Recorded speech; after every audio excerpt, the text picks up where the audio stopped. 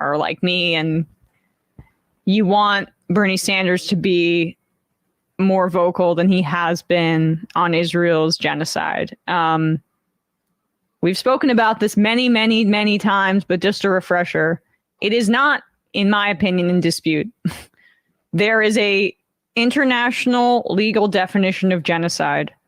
There are 5 separate planks under Article 2 of the Genocide Convention, and you just have to meet one of those for a genocide to be the definition of what the military action is or what the killing is.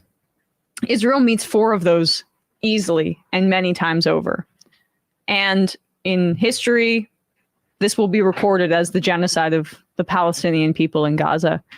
It's imperative to call it that when it's happening, because we've abstracted genocide so much from like the practical realities of what militaries do, including like militaries that we've enabled, the United States, after the Holocaust.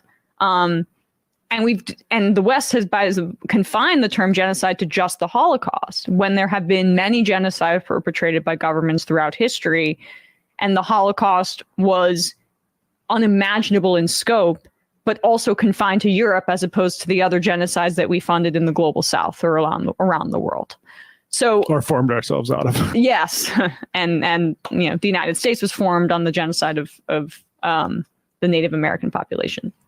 So, like, democratizing this term and having people understand it also means we can be more critical of governments and evolve past settler colonialism,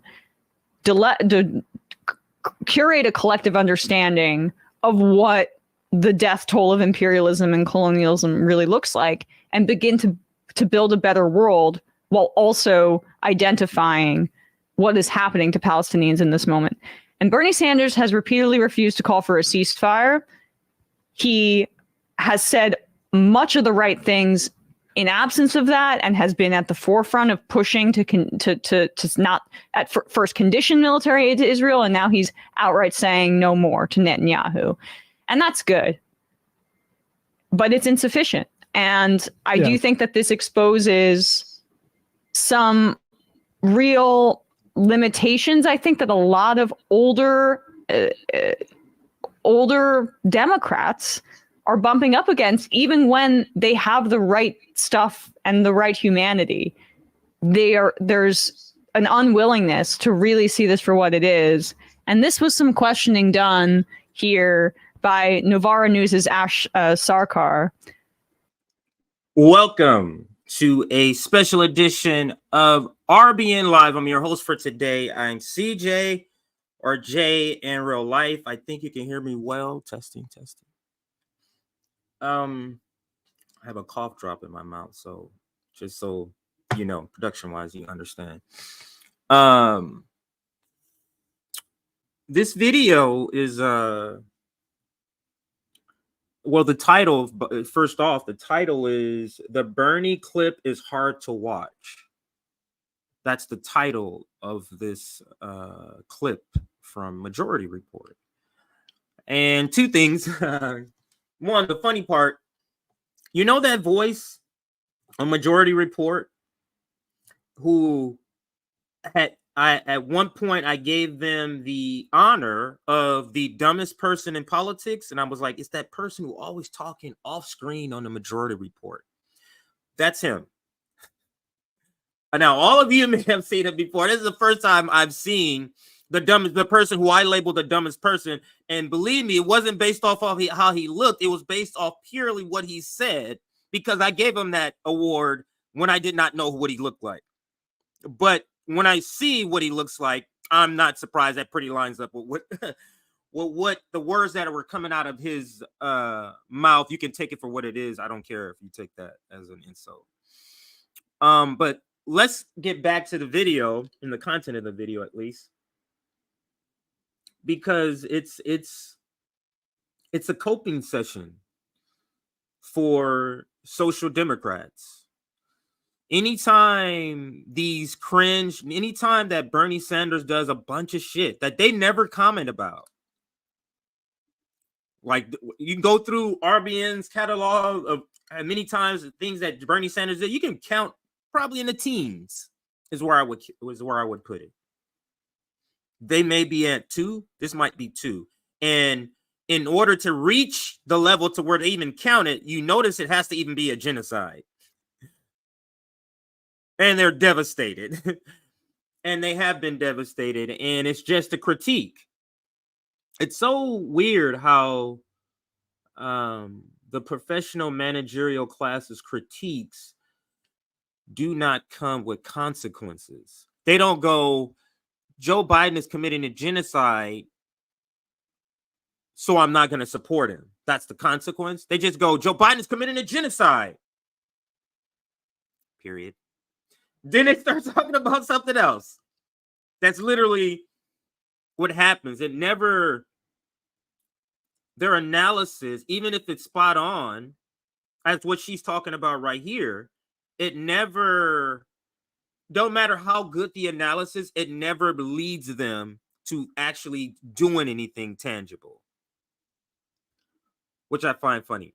But let's finish out this clip here. Then we're going to get to a Glenn Greenwald clip that kind of breaks down a news article also from the New York Times. And since I'm pay blocked, I want to use Glenn Greenwald. So let's listen to a little more of this video. And I've seen her briefly, but you're a little more familiar with British politics than myself, Matt. She asked some really great questions here, but what's her background? I mean, she's just a Navarro presenter. People might remember her. She was the one who famously said to Piers Morgan, I believe, like, why are you expecting me to, I think, defend Obama? I'm a communist, you idiot. She's good. And I think this question is good here. I'll just say, like, so there's 2 capacities Bernie Sanders has. One is as a power broker in the Senate, and the other as a movement leader. As a power broker in the Senate, the stuff about... As a power broker in the Senate and one as a movement leader. Those are comical. Power broker. The professional managerial class just throws around words, and they use words where what they're describing does not reach the threshold to use the word. Power broker? Bernie Sanders. That's a little heavy, don't you think? But that's one of the capacities. And then let's listen to Matt explain the 2 capacities of Bernie Sanders, movement leader and power broker. And I would say he's an F at both. Movement leader, he's definitely an F. He left our revolution in the movement but alone. High and dry, I should say. Me too. I think defend Obama. I'm a communist, you idiot. She's good. And I think this question is good here. I'll just say, like, so there's 2 capacities Bernie Sanders has. One is as a power broker in the Senate, and the other as a movement leader. As a power broker in the Senate, the stuff about trying to slow down or stop funding or conditioned aid, that sort of stuff, is all great. And he's probably, the best in the Senate at that. Yeah. Oh my God. The problem is that as a movement leader, he is being actively harmful by undermining the calls for ceasefire, by undermining the term genocide. That is harm being done. And so he needs to. Did you hear what he just said here about Bernie Sanders? He says Bernie Sanders is not neutral on this issue. You are doing active harm. Isn't that the same thing we say about Bernie Sanders? Isn't that the exact critique that RBN, in particular, Nick, has been saying for this long time? 1 second. That call drop out. Just astonishing. Because that is the very point. When we say Bernie Sanders is shielding for Joe Biden, he is making people believe socialists is this. That's harm being done. That's the very point that we make. When Bernie Sanders shields for war and becomes the biggest war pig and war supporter, especially when, remember with Ukraine, that's harm being done. That is not simply, oh, he just has a different opinion. No. But it's funny that in this instance, when they're to the left of Bernie and they're willing to come out and say it, they find the same reasoning that we do for Bernie Sanders and a lot other items here. But let him finish out his point. In order to make up for that harm that he's actively doing right now, and we'll watch this in a second, he needs to actually accomplish something with the Senate power broker stuff. And I don't think he's accomplishing enough, in my view. Yes. And so, like, and I think he's too. I think he's too sentimental about his relationship with Biden historically. I think and that probably they have Israel too. He has a friend. Yes, and he has a friendly relationship with Biden that he has based, I think, a lot of some of his less aggressive actions on that is not bearing fruit. So there we go. And so that's the tragedy of this moment. In your view, now we don't. The reason I'm going to skip over what he actually says, because we're going to actually revisit it during Glenn Greenwald's. So I don't want to double dip on the video and get us too burnt out on the actual video. Let's get back to their commentary after playing the video. Then we get to the Glenn Greenwald video. Atrocity, or say to legal definitions about bigotry or about hate crimes. Like, we can argue about any definition, but we shouldn't. And then the question about South Africa was what I was thinking, and he got uncomfortable because he stepped on a rake. He said, well, it's apartheid. Oh, well, it is. Right, exactly. It's quite analogous. And the thing is look, I read Robert Caro's entire series on LBJ. I am down for a bit of Senate power broker action. Stay off media. Stop commenting on it. Stay off Twitter. Do your work. Because this sort of thing where you are undermining BDS, saying do what you want to do, or do what you want to do, call it genocide. Like, no, these are actually like the movements that championed you, Bernie. Like, okay, so and where's that punch pulled? Like, I pull that punch when you're negotiating. Think about what they're doing. Two things. They're labeling him a movement leader. What movement leader refuses to define anything? Movement leaders run to the mic so they can give their definition as the representative of a group or a movement. You run to the mic. This is what our movement thinks of this. But he's a movement leader. It is just, I wonder if in the 60s, 70s, 50s, during civil rights era, I wonder if they had the same issue with white moderates using the same language, even though they don't use it, they don't mean it in the same way. The ability to, like, you know what I mean? Like when Marianne Williamson said revolution at the ballot box, we were like, what? Revolution at the ballot box. It is just this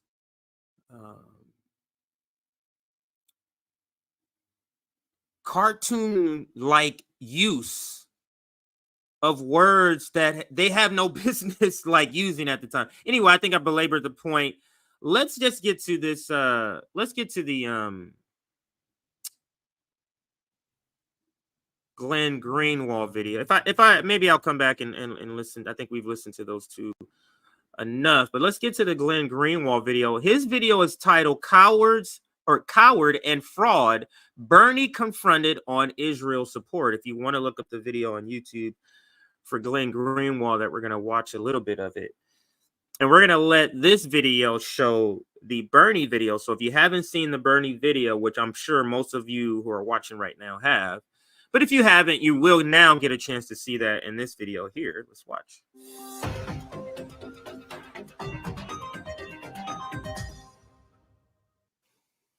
Bernie Sanders is probably the person I find most loathsome in all of this. Because, as I said, one thing you cannot criticize the Israelis for is that you cannot say they hid their intentions about what they were going to do in Gaza. They were very clear about what they intended to do, which was destroy Gaza. And when it mattered, and when it was hard, believe me, to stand up and oppose what the Israelis were doing in Gaza, to oppose the United States support for it in October and November, when it actually mattered, Bernie Sanders was running around defending Israel, opposing a ceasefire, insisting that the Israelis were acting properly, and defending Biden for arming and financing Israel. And Bernie Sanders has begun to change his rhetoric solely because there are polls showing that the Biden administration is endangered by anger over the left. In fact, anger over the left, including against Bernie Sanders. Here from the New York Times, you see an article November 30th on Israel's war against Hamas. Sanders faces a backlash from the left. The progressive disappointment with the Vermont senator, a liberal icon, reflects a broader divide among Democrats over the war. And it talks about how Biden's reelection can be so fucking imperiled terrible. if this continues for so long. And the anger of Bernie Sanders was because when it mattered, when it was hard to stand up and oppose what Israel was doing, the emotions around October 7th were very high. And anyone who did it suffered a significant cost. I can assure you, Bernie Sanders was cheering Israel on. And only in the last 2 months, when he knows it doesn't matter, when the Democratic Party needs him to show angry liberals and angry leftists and angry young people that there's still a home for them in the Democratic Party, because Bernie Sanders is also angry with Israel, only then did he become willing to criticize what Israel was doing. And even think about what Glenn says here in the way that Bernie Sanders is being used by the establishment. Bernie Sanders was restricted from any sort of good rhetoric, positive rhetoric towards the Palestinians in the very first time when it's very first popped off after October 7th. He was adamant, just like this article describes. And then they bring him in a room. Hey, Bernie, all those people are disaffected, so we need somebody on our team shouting what they're shouting. Can you go out and go do that? Can you be the bait for those people and try to bring them back, Bernie? You are now released. You can go now say good things about Palestinians and all this stuff. But he still won't say ceasefire. That's still a bridge too far, because I think he's walking the line of I have a job to do for the Biden campaign, but I can't go too far as to piss off AIPAC. And that's the line Bernie Sanders, the lane, this milquetoast is he even pseudo left, pseudo liberal, but definite neocon and war pig. He knows he's being used in a way as to pacify some Palestinian supporters. You know, they just go through the motions. Like what he's doing now will be good enough for the humanist reports, the majority reports, you know, the Emmas, the Sam Cedars, the Mike Fred, for all of them to be like, look, he went through the motions, he checked off the box, all right, we can support. But just think about how Bernie Sanders is not a unwilling participant. So don't think, you know, he looks so sad and like he's being duped. He is playing that role. He is supposed to look pitiful.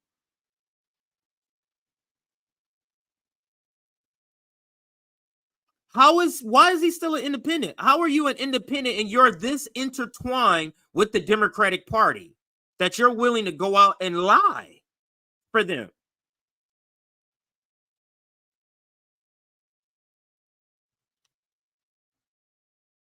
even then, he's doing it in the most mealy-mouthed way possible. I'm going to rewind it about 5 seconds here. Even then, He's doing it in the most mealy-mouthed way possible. Here is a remarkable interview, and I want to credit the journalist. It's Ashkara from Navarra Media, who did a great job in trying to press Bernie Sanders, who's in the UK, on exactly what his position is. And you tell me whether you think, again, he's definitely willing to criticize Israel. Now that it doesn't matter anymore that he needs to do so politically, but just listen to how he refuses to give his real opinion on any of the questions she's asking. In addition to stopping the billions of dollars in military aid that Israel gets from the United States every year, would you back calls for a cultural, sporting, and economic boycott of Israel? I am nervous about economic boycotts of any country, to be honest with you. Now, that is an absolute lie. The United States has an economic boycott of all kinds of countries, of Cuba, of Venezuela, of Syria, and Bernie Sanders supports all of those. He's not opposed to economic boycotts of countries. Let's go on. But right now, what people want to do, they can do what they want to do. But right now, again, my job as a United States Senator, and I'm kind of leading that effort in this. Think about that. The point that Glenn, I thought he was going to say a little more. For whatever reason, I thought he said more at that point. Think about what Glenn says here. I am going to rewind it. Excuse me. Think about this. Yeah. And Bernie I'm sorry. So let me say it a different way. Bernie Sanders is fine with economic boycotts like sanctions, or not even those aren't boycotts. He's fine with economic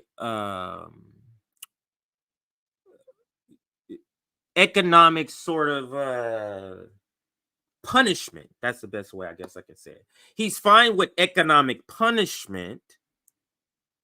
So when he says here, I stay away from that sort of economic ties or economic punishment of countries. I'm not really into that, because boycotting a country, that's economic punishment. But he signs up for all the sanctions, or for most of the sanctions. I'm not going to say, that's a lie, because he does not.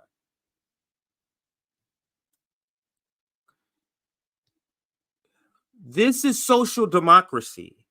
You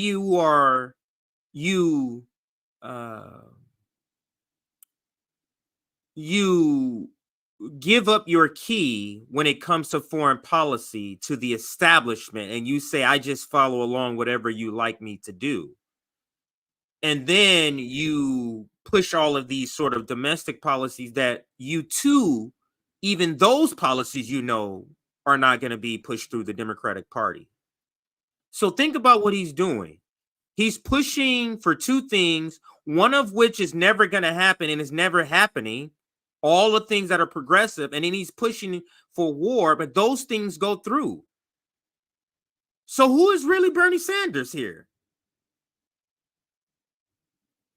If the things that you participate in government, all the things that reach the finish line are all bad shit, and all the stuff that you work on that's supposedly all the good shit, somehow they never reach the finish line, not even a halfway point. That's Bernie. Sanders supports all of those. He's not opposed to economic boycotts of countries. Let's go on. But right now, what people want to do, they can do what they want to do. But right now, again, my job as a United States Senator, and I'm kind of leading that effort in the Senate, is to tell Netanyahu that he is not going to get any more U.S. aid. Did you feel nervous about the boycott movement against apartheid South Africa? Was that a concern you had at the time? What I thought that So that's a good question. That question right there was debilitating. If this was a conversation in person, she just walked up to Bernie Sanders and with a freaking bat hit him on the knee, like, bah, nigga, what? And now answer the question. He's hobbled here.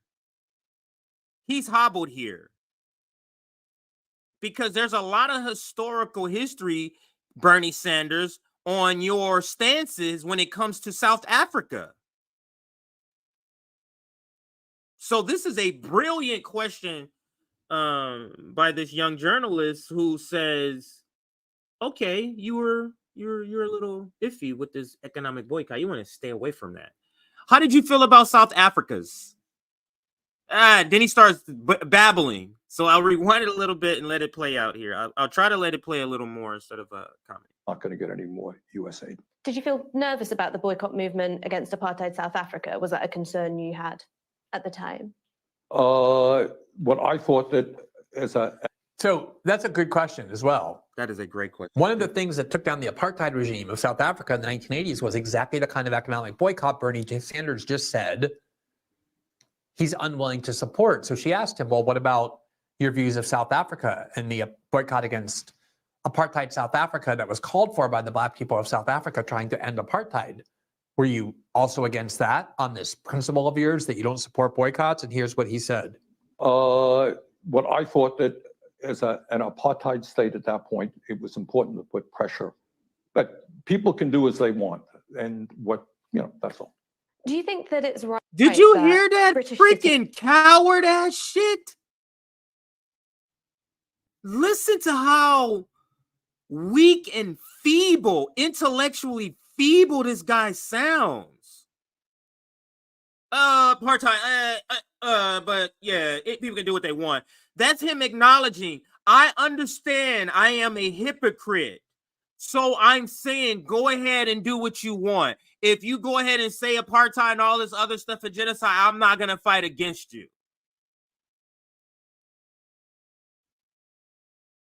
Have you ever seen this sort of cowardice on screen by somebody? He looks ridiculous. I gotta rewind this back. It is just astonishing. This is Bernie Sanders, movement leader. This is the movement leader, people.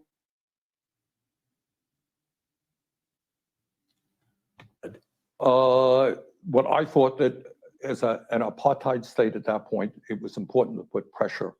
But people can do as they want. And that's all.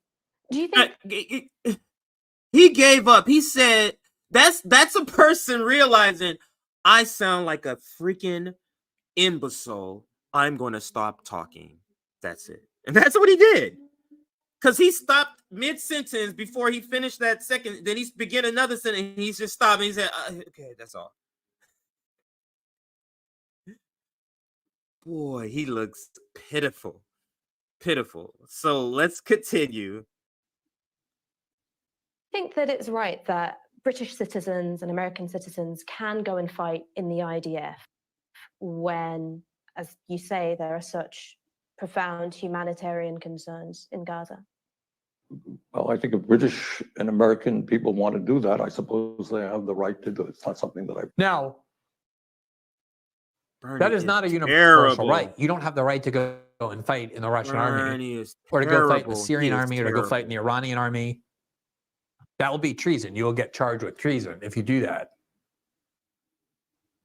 But Bernie Sanders saying, but for Israel, yeah, if you want to go fight for Israel, as a lot of Americans do, people make a big point of the fact that among the hostages taken by Hamas on October 7th were Americans. That's because a lot of Americans go and fight in the Israeli army. And there may have been some hostages who were just visiting. There were hostages representing, I think, 9 or 10 nations, including Thailand and Brazil and other countries. But big reason why there's so many Americans in Israel is because Americans go and fight for the Israeli Defense Force, something you're allowed to do, even though you're not allowed to do that for every other country. Really thought a whole lot about. Do you think they should have the right? Look, I think what the Israeli government doing now is horrible, and I'm not quite sure why people would want to be, part of that effort. She then tried to ask him several times as well, would you say that Israel is guilty of genocide? And he, as he's done many times before, has refused to give an answer. Now, as I said earlier, that for the first 2 months, Bernie Sanders was singing a much different tune. Here he was on Face the Nation in December of 2023, about exactly 2 months Glenn after is the October destroying him 7th right attack, now. and he was Go asked ahead, about Glenn. whether he supports a ceasefire in Gaza. By this point, something like 10,000 Palestinians had been killed, many thousands of children. And here's what the socialist senator, the independent senator from Vermont said. In terms of a permanent ceasefire, I don't know how you could have a permanent ceasefire with Hamas, who has said before October 7th and after October 7th that they want to destroy Israel. They want a permanent war. I don't know how you have a permanent ceasefire with an attitude like that. Now, Bernie Sanders got a lot of support for saying that, including from the biggest pro-Israel activist group, AIPAC, which promptly went to Twitter and said, "Thank you, Senator Sanders, for your strong opposition to a permanent ceasefire with Hamas." There are people who from the start opposed the Israeli war in Gaza and U.S. support for that war, and who still do. And then there are people who supported the Israeli war in Gaza. I know a lot of people in my life who did that and still do.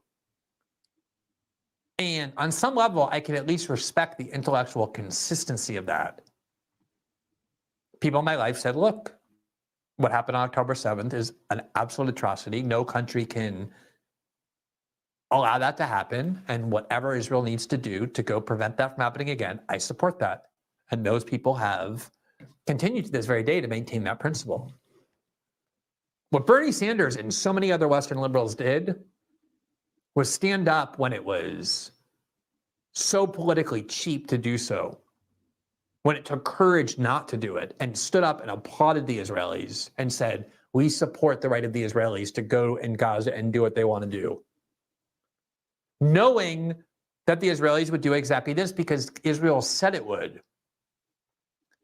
And now what's happening is two things. One is there's the political need for Bernie Sanders to now suddenly change his tune. So we can try and attract the young voters and the left-wing voters who once idolized him so he can lead them to go vote for Joe Biden. This is a political need from Bernie Sanders to make even this slight pivot. It is a political need because if Bernie Sanders, the most left person in politics, in the blue-red game, the most publicly seen left person is on the side of the neoliberals, how is he going to attract? How is he going to be used as bait to get all the non-establishment people like he's used every cycle? He can't be. If he has the same position as Joe Biden, as the United States government, how can he do that? I'll let Glenn finish out since we're almost done. I was going to stop it there, but it looks like it's a minute left. But I think the bigger motivation is actually the more ignoble one, which is that Bernie Sanders doesn't want the pile of corpses in Gaza on his conscience or on his legacy, even though he absolutely is responsible for them because he cheered this for a long time when his opposition actually could have made a difference. And a lot of these Western liberals who cheered Israel when there was so much pressure on them to do so, now are suddenly saying, oh my, right, this is too far. I can't support this. This is what they supported. This is what they encouraged. This is what they enabled. And now suddenly they don't want it to be on their legacy and their conscience that they supported it, even though they did. So they want to pretend that now they're against it. And you cannot let them rewrite that history. And like Nick always says, we will not let them rewrite that history. We're going to always be on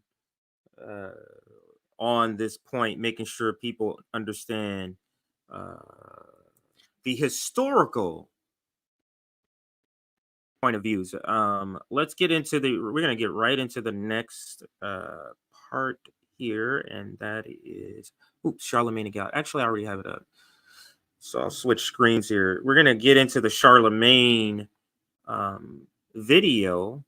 Actually, it's a news report, but there's a clip in the news report. So this is the first time we're actually in the news report. We're actually going to play the clip that's in there. So we're going to be playing this one in just a second here.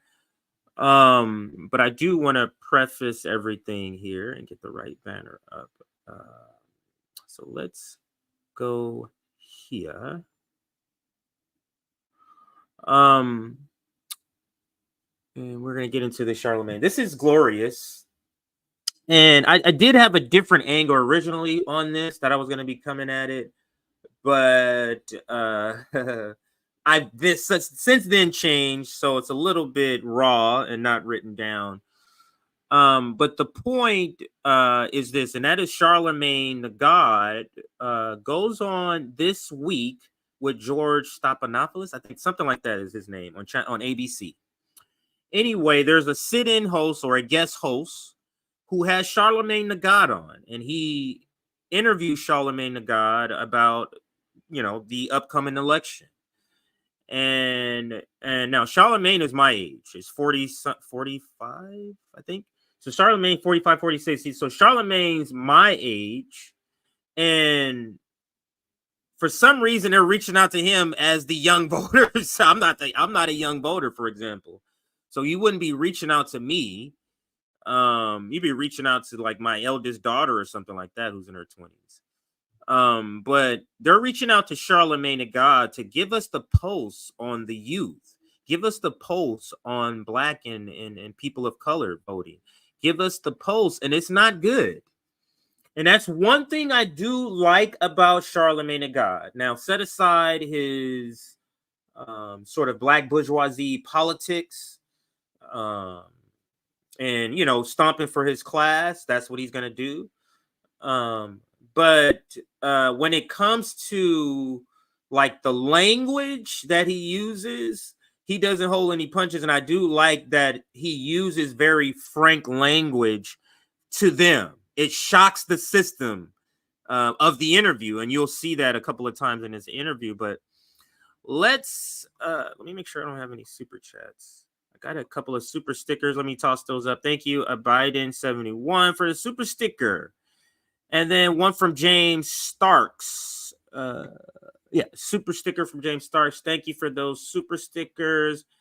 And let's get right into the next segment and video. And here is Charlamagne the God. And let me see if I'm pretty sure I can expand it once I play it. Okay.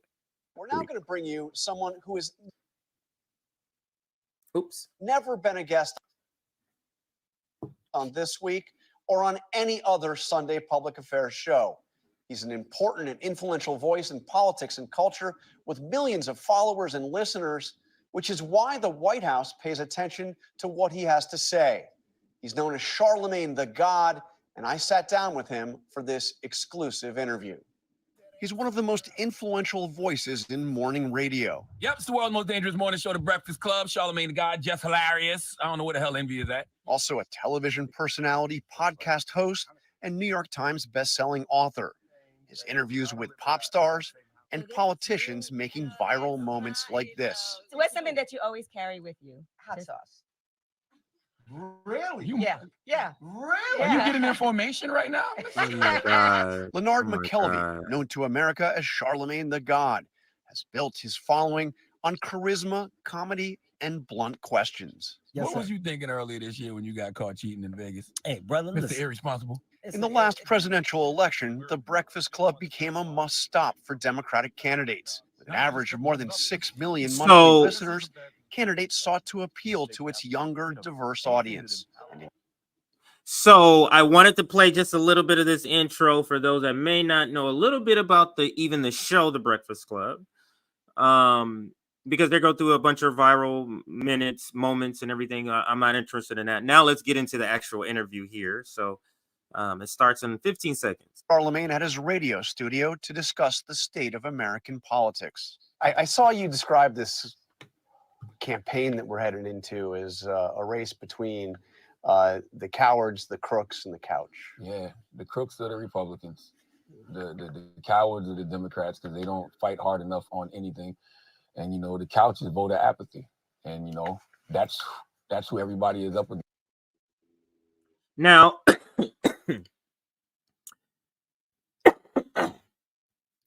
this dynamic that is allowed in main discourse when you're a person who's talking, you're critiquing both sides. This is the dynamic that is always given, is that the Republicans are the real crazy corrupt ones. Then the Democrats are just not living up to standard. That's it. Not as if the Democrats are the one at the forefront of the military industrial complex. Look at China. Look at Ukraine. Look at who's in office that's committing a genocide right now. But the Democrats, in the way that he's speaking, the Democrats are just failures. They don't work hard enough. That's it. Let's continue. Here we go. Let me actually rewind it 15 seconds and then I'll continue here. Let's play.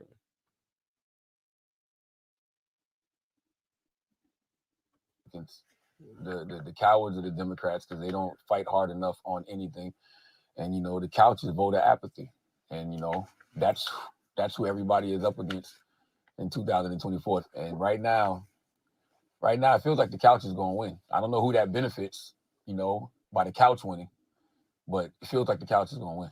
What's your sense? How engaged, how much is your audience paying attention to this race? My audience, I feel like my audience is America. And when I'm out and about, just, you know, walking in the street, or people are calling into the radio station, like nobody is inspired, you know, by the upcoming election. Like, you know, like nobody wants to see the rematch between, you know, Biden and Trump. And that's what makes me feel like the couch is going to win. Why? This is the first time in my life when people say things like, you know, this person is a threat to democracy. Mm-hmm. It's absolutely true. And it's mind-boggling to me that, you know, nobody is taking it as serious as I feel like they should. Like, we watched an attempted coup. You see, here's the part where the deal has been made. In order for Charlamagne to be given this lane, and understand he's only been given this lane as to attract those people back to the Democratic Party. It's bait. So here is where the deal has been made. I will, as long as he's saying the same ultimate part, which is democracy could end January 6th, you can say all this other stuff. This is a dance that Charlamagne the God is playing.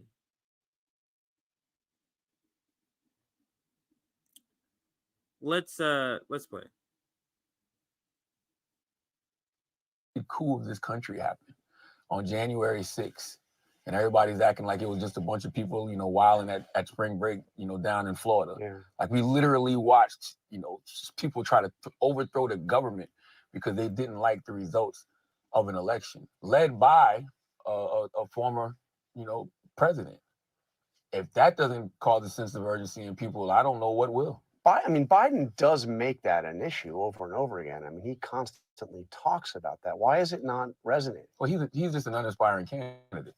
Like, you know, there's nothing about, you know, Joe Biden that makes you want to listen to him. That's why he should be leaning on, you know.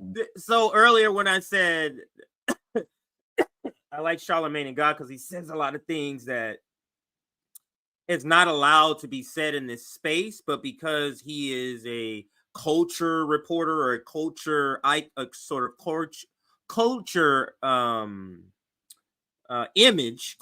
image, he's allowed to say that, you know, he's just spicy, you know, he's allowed to say a little more, but either way, it's amusing to me. So let's play some. Well, he's just an uninspiring candidate. Like, you know, there's nothing about, you know, Joe Biden that makes you want to listen to him. That's why he should be leaning on, you know, his vice president, Kamala Harris, who's way more charismatic than him. He should be leaning on, you know, other surrogates, like, you know, Gavin Newsom or, you know, Shapiro in Pennsylvania. Like, he should be leaning on people who. Kamala Harris. I'm not sure you want to send Kamala Harris in. You might want to check one of those word salad videos. There's plenty. I think who has more word salads? Is it Kamala Harris or AOC?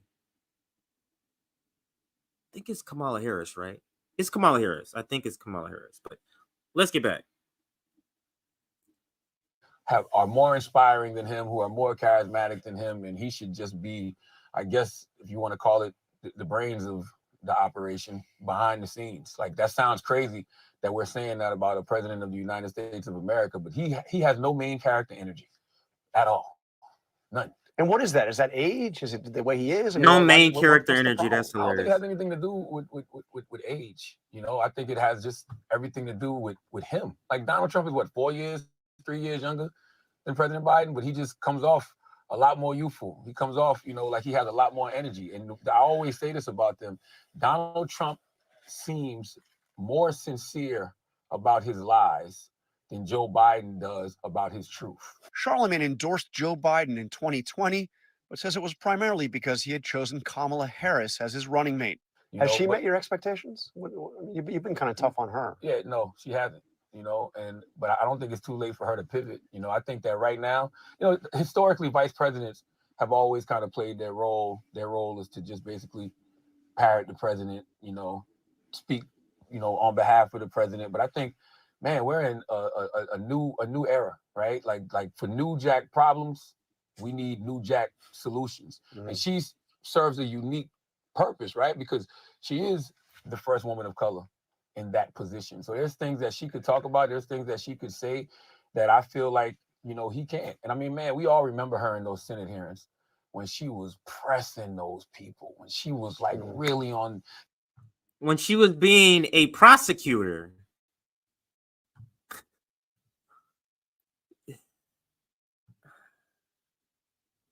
And they romanticizing Kamala Harris is just uninspiring. Prosecuting these people, and I want to see her prosecute the case against Donald Trump in this country. I feel like she could go out there and really let the American people, you know what's going on. I'd like to see her going on outlets like Fox News. I'd like to see her going in there and mixing it up. Let me say this part. Charlamagne the God, I believe, is the executive producer of Native Land. Native Land is that new podcast that has Andrew Gillum, Tiffany Cross, and Angela. I forget her name, last name. Is it Rose? Angela Rose? Angela Rose on the podcast that Charlamagne the God is the executive producer for. She says that Kamala Harris is a good friend of hers all the time on the podcast.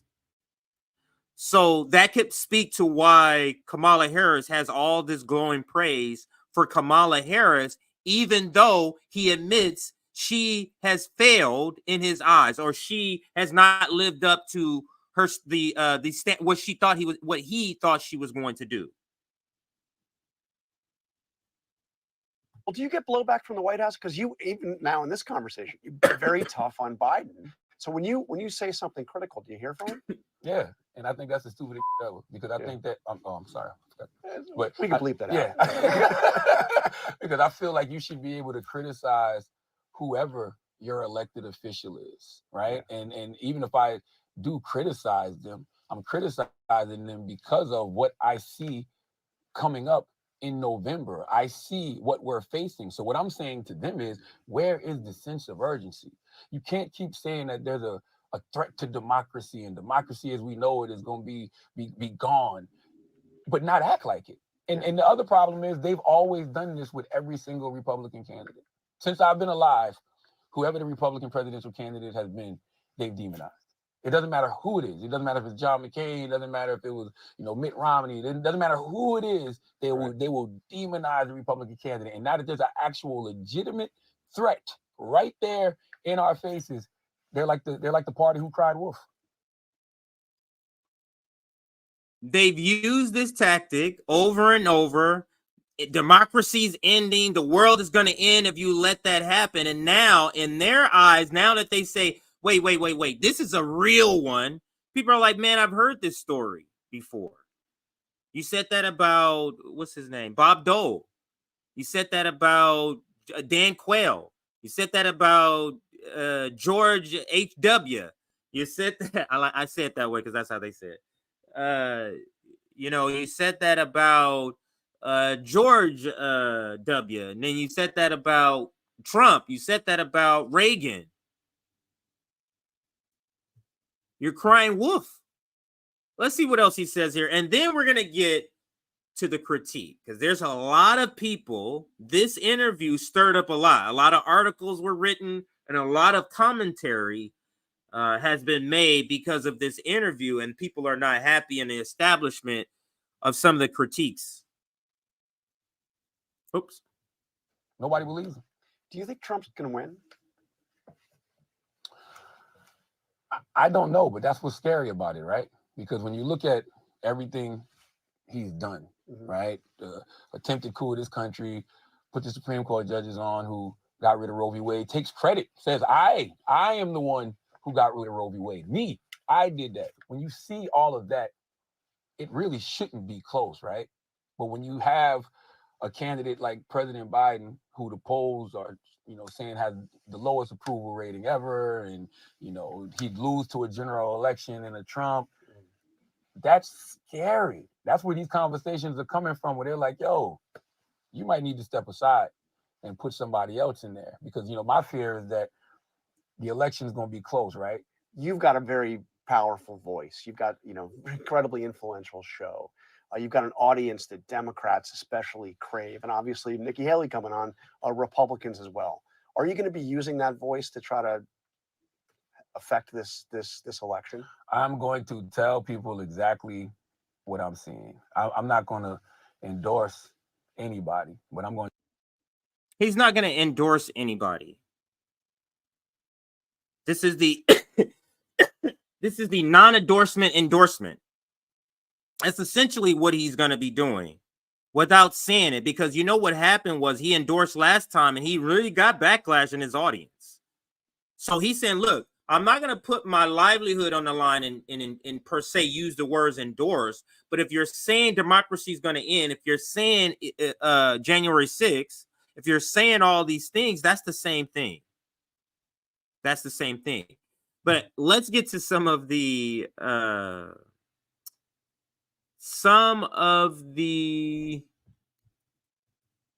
critique or blowback of this interview that Charlamagne the God did on this week with George S. on ABC. Let's look at a couple of these reactions. I think I have two. Do I have two or is it one? Let's see. Okay, it's two. Yeah, it is two. All right. So instead of, I watched the whole thing. I did save them piece by piece, but we don't need to watch each one because we've watched the whole thing in its entirety. So let's listen to some of their reaction. One, I think, is on ABC, and I think the other one's on CBS. Sorry, CNN, and the other on MSNBC. But let's watch this first one. Case Study QB curated this video. Let's watch. So the Republicans, the cowards of the Democrats, because they don't fight hard enough on anything. And, the couch is voter apathy. And, that's who everybody is up against in 2024. And right now, it feels like the couch is going to win. I don't know who that benefits, by the couch winning, but it feels like the couch is going to win. Well, do you get blowback from the White House? Because you, even now in this conversation, you're very tough on Biden. So when you say something critical, do you hear from him? Yeah. I'm going to come back to this video, actually, because it's actually what's said in the critique I'm looking for is this video first. Then I'll play that second video. So my apologies. Let's play this one. New today, radio personality Charlamagne the God echoing concerns about the Biden-Harris ticket. During an appearance this morning, he explained why he thinks the president is having trouble exciting voters. Well, he's just an uninspiring candidate. Like, there's nothing about, Joe Biden that makes you want to listen to him. That's why he should be leaning on, his vice president, Kamala Harris, who's way more charismatic than him. He has no main character energy at all. Well, joining me now is Don Calloway, Democratic strategist and founder of the National Voter Protection Action Fund, Republican strategist Susan Del Percio, and former Florida Congressman David Jolly. Both are MSNBC political analysts, and you guys are my Sunday family. So let's go. What is your reaction to Charlamagne's take, David? Well, then your other choice is Donald Trump. So you can complain all you want, but either get behind Donald Trump or. That sounds like a great democracy right there. Well, the other side's Donald Trump, so what's up? But think about that. That's literally how the lesser of two evil works. And it's with the same disdain. Now, listen how he says it. He didn't say it just nonchalantly. It is said with such disdain for Charlamagne the God in this instance. And he's on the side of the lesser. So the team that is supposedly, and they know they're the lesser of evil in this game, not to us, but to them, they know they are the lesser. That's how they look at it. Oh, you got to complain about me? Well, the person is Donald Trump. There you go. Think about a team that has such disdain for you that they describe it this way. I don't understand how you can listen to that and then turn around and vote for this team. But let's listen. I'm going to rewind it back a little bit so he can give his little jab again. And then we'll listen to the rest. So let's go. What is your reaction to Charlamagne's take, David? Well, then your other choice is Donald Trump. So you can complain all you want, but either get behind Donald Trump or Joe Biden and call it like you see it. That's it. Okay. So look, we all heard Charlamagne praise Vice President Harris, but he also took a moment to point out where he thinks that she could improve. We've got that, so let's play it. Has she met your expectations? I mean, you've been kind of tough on her. Yeah, no, she hasn't, but I don't think it's too late for her to pivot because she is the first woman of color in that position. So there's things that she could talk about. There's things that she could say that I feel like, he can't. I feel like she could go out there and really let the American people, know what's going on. So, Dawn, you've been a vocal supporter of the vice president. Do you agree with Charlamagne's assessment? Yeah, we all know that Kamala Harris has got to be the star of this campaign and, frankly, if not the face of this campaign. And I like Charlamagne a lot, but I'm really concerned that he's being positioned as some type of anti-Democrat. You don't see him supporting Trump, but you see him with this consistent low drumbeat that's getting louder and louder with the anti-Democrat. That's how he describes it. It's not like you're for Trump, but you're a personality coming out critiquing the Democratic Party during an election. So then how does a person who believes what Charlamagne the God says he believes, how does a person then maneuvers? When they believe the Santa Claus story of democracy ending if Trump gets in office, they believe that. So if Charlamagne the God believes that, and he thinks Joe Biden is not living up to it, if a person really believes what y'all been selling, wouldn't they have that reaction when they see him? That guy, Joe Biden, can barely walk, put a foot in front of the other. It looks like he's literally about to fall.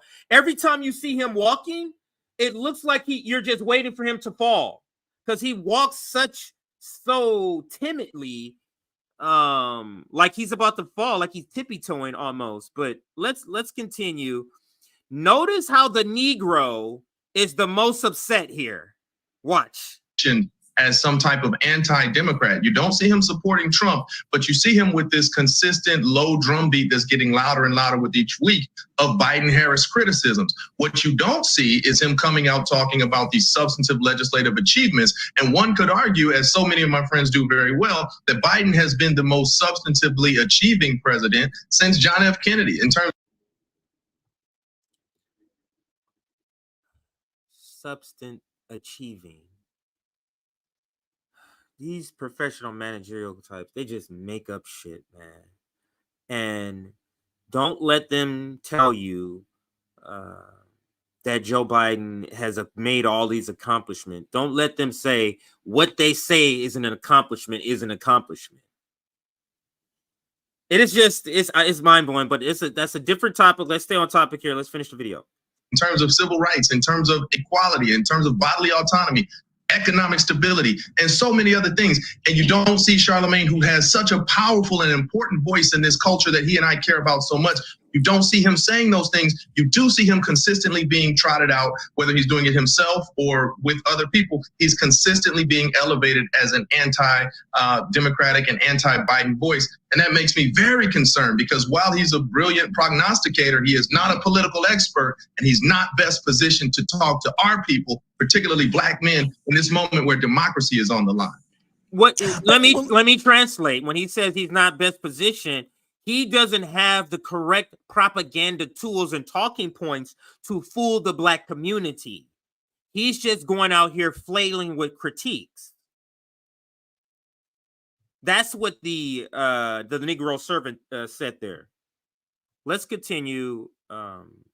Well, let me say, for the purposes of our discussion, Dawn, we did play these sound bites so that it would elicit our discussion. But in this interview, he also went after Donald Trump, talked about how scary he is.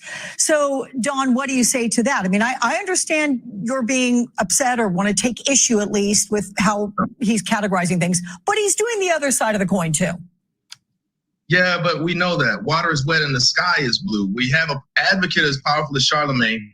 His job is not to tell us that Donald Trump is bad, because we know that. However, I would suggest that the greater danger is for him to present a certain apathy about Joe Biden, when the reality of the matter is that the choice, as David said, is between Biden or Trump. Is between. Basically, don't say anything bad about the dementia patient.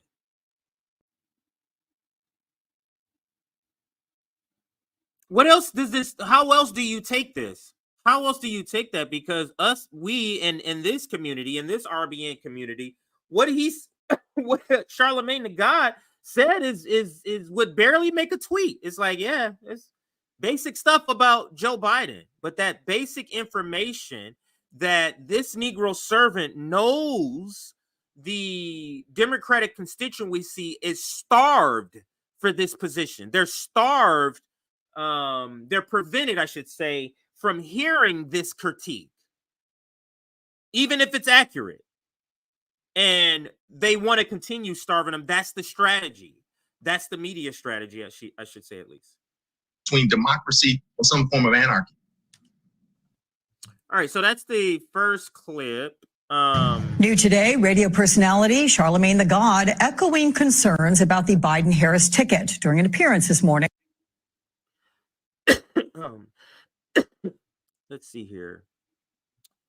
There was another one. I'm actually going to add another part to this here. It's another segment, but it's the same segment, just adding a little bit. Yeah, that's not the right video. All right, so now what I want to do is we're on Charlamagne the God and his critiques. And then the reaction from the establishment. In that same interview with the Negro servant we just saw, he has critiques for which Rashida Tlaib is doing. And if you haven't heard or seen, there's this thing called Michigan's Uncommitted campaign. So there's a campaign for people to write in uncommitted in the Democratic primary next week. There's a campaign to do that in Michigan. And Rashida recently joined that and promoted it. Like, she tweeted out saying, you know, on the steps, she was on the steps of somewhere, Congress or something. And she was talking about this, hey, register your discontentment basically in the primary, join this uncommitted campaign where you literally are going to be writing the words uncommitted instead of voting for any candidate, right? So there's a couple of things to know about this. One, the mainstream media is very, very upset about this. They're talking about Rashida Tlaib joining this campaign on, so there's a lot of video footage of it. And there's some articles too. This is one of them right here. I'll read a little bit. This year, with Democrats looking vulnerable in swing states such as Georgia and Nevada and perhaps Arizona, the blue wall is more crucial than ever. Unfortunately for Biden, while he looks to be reasonably strong in Wisconsin and Pennsylvania, he's been consistently losing to Trump in Michigan polls for months, sometimes by as much as 8 to 10 points. Biden's weakness with Arab American voters, young voters, and others who support a ceasefire in Gaza is seen as a key explanation for why he's having trouble this year in Michigan, a state he carried in 2020 by more than 150,000 votes, and where Democrats control the governorship and state legislature. So actually, I'm not going to read that part because there's a video that's going to talk about Levin, who's another rep who's joining this. So, now let's get to the video coverage and then some of the reaction here. So let's get to the video coverage of this. This is Ayman Adine. I think that's how you say his name. He covers it. Let's listen to his reporting. It's a 9-minute segment. We're not going to watch all of this segment, but there's a good chunk of it we're going to watch because it contains a lot of just foundational information for this conversation. Now, there is Abandon Biden, which I would say wholeheartedly support. This Uncommitted is a little bit suspect, because as we go through some of this information, you'll see how they're talking about Uncommitted as a way of just showing your discontentment in the primary and then coming back and voting for Joe Biden in the general. That is the point of view for the people who's pushing this Uncommitted. It's not the same strategy as the people who are pushing Abandon Biden. They're saying abandon Biden in the general election. This Uncommitted is sort of a trying to take some of that energy, let people be all upset during the primary, and then come back and vote for Joe Biden, Genocide Joe, in the general. So understand, in my purview, Uncommitted is a psyop by social democrats. Get all your anger out in the primaries. Isn't that what they're always saying? Isn't that what they said about Marianne Williamson?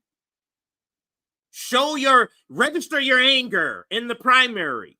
Register your anger about the genocide in the primary, but then come back and vote for him in the general.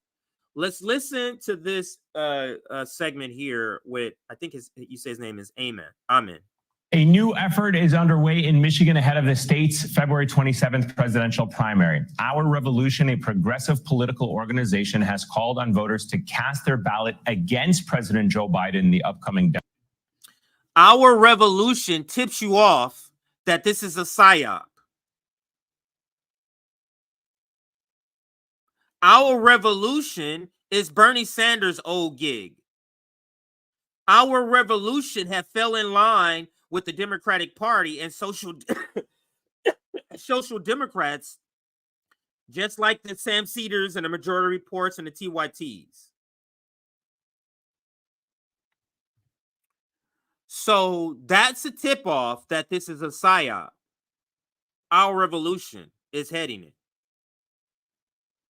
A new effort is underway in Michigan ahead of the state's February 27th presidential primary. Our Revolution, a progressive political organization, has called on voters to cast their ballot against President Joe Biden in the upcoming Democratic primary, urging them to select Uncommitted instead. The group hopes the move will send the president a message and shift the administration's approach. You see, they're trying to send him a message. As if the protest is not sending him a message, sir, and people. So they want to register a message. Get it out of your system. Get all your anger out in the primary. And then we have to go save democracy together. Send your message. This is so social democrat-y. It's so like, where it's like I was describing earlier. It is so like not a real attempt at trying to do anything. It is just literally saying words. Anyway, I'll have more to say about that later as we go, but let's listen some more. Approach to the war in Gaza. Saturday, Democratic Congresswoman Rashida Tlaib voiced her support for a similar effort from another group called Listen to Michigan. Biden's erosion of support in this state is a subject of concern for his reelection campaign. According to census data, Michigan has roughly 310,000 residents with Middle Eastern or North African ancestry, and Arab Americans can account for as much as 5% of the vote in the state, depending on turnout. New polling shows Donald Trump narrowly leads the president in the key battleground state by just 2 points. With numbers that close, though, Democrats are sounding the alarm, warning Joe Biden's handling of the war could cause voters in this crucial bloc to sit out in the November election. One local activist from Dearborn told USA Today, quote, "It is time for the president to take action, and he is failing to do so, and that's going to have political consequences." Explaining his reasoning for backing Our Revolution's Uncommitted effort, former Michigan Democratic Congressman Andy Levin told the New York Times, quote, "I am working with some people who feel like they will never vote for Joe Biden, but there are many, many, many I feel will vote for the president on November 5th if he changes course. This is the best way I can help Joe Biden." Former Congressman Andy Levin joins me now. Former Congressman Levin, it's great to see you again. Thank you so much for making time. So this is one of the major people behind this or helping this movement. And you hear what he says. This is him attempting to help Biden. This is a Biden person. He will be voting for Biden. But this former rep sees the pain in these communities in Dearborn, for example, in Michigan. And he's saying, no, Biden, you need to do something because they're not going to come out. So he's trying to say, come on, guys, it's like, and this is what social democrats do. They did this with Marianne Williamson. It's like, no, we're not about to go through these emotions with you that we told you already was going to happen if you decide to run with the Democratic Party. Oh, they're not doing a debate? We told you that. You think we're about to go through this sad emotion with you? We're not going through these steps with you, sir or ma'am. That's what we were telling Marianne Williamson Kemp. But this is the same thing. They want to bring you through the emotional steps so that when it's time to get to step 7, which is vote for Genocide Joe, you have to go through the emotions in order to get there. So this Uncommitted is an attempt to do that, to bring people who are disaffected by this policy, by Genocide Joe, to take those people through these emotional steps so that they can eventually vote for Joe Biden. Listen to a lot to what this guy says and tell me that's not what you're gleaning from this. Time, and I actually want to start there. You're framing this vote as a way to help Joe Biden ahead of November. Some Michigan Democrats, including the state's governor, Gretchen Whitmer, have cautioned that whipping support against Joe Biden could and will backfire. Explain to our viewers why you don't believe that's the case. Well, it's great to see you, Eamon. And first of all, Governor Whitmer is a co-chair of the president's reelection campaign. She's doing a great job, and she's, playing her role very well. But here's the situation. Joe Biden needs to do this for 2 reasons. And I have to say the first one is about substance, right? What is happening is horrifying in Gaza. The situation on the West Bank is terrible. Both Israelis and Palestinians are completely traumatized. And so this president, who I was so proud to make so much progress with on domestic policy and who has done such a terrific job there, can be a great foreign policy president if he changes course, really changes course, gets a permanent ceasefire in Gaza, and opens up the biggest diplomatic initiative of his presidency to, at long last, allow the Palestinian people to have self-determination along with the Jewish people having self-determination there together. Somehow it's difficult, but they decide, not us. They decide how to share that land democratically. And so here, the political situation though, Eamon, is this. It's not our revolution or listen to Michigan, like whipping this up. People are not going to vote for Joe Biden on February 27th because they are really mad at him.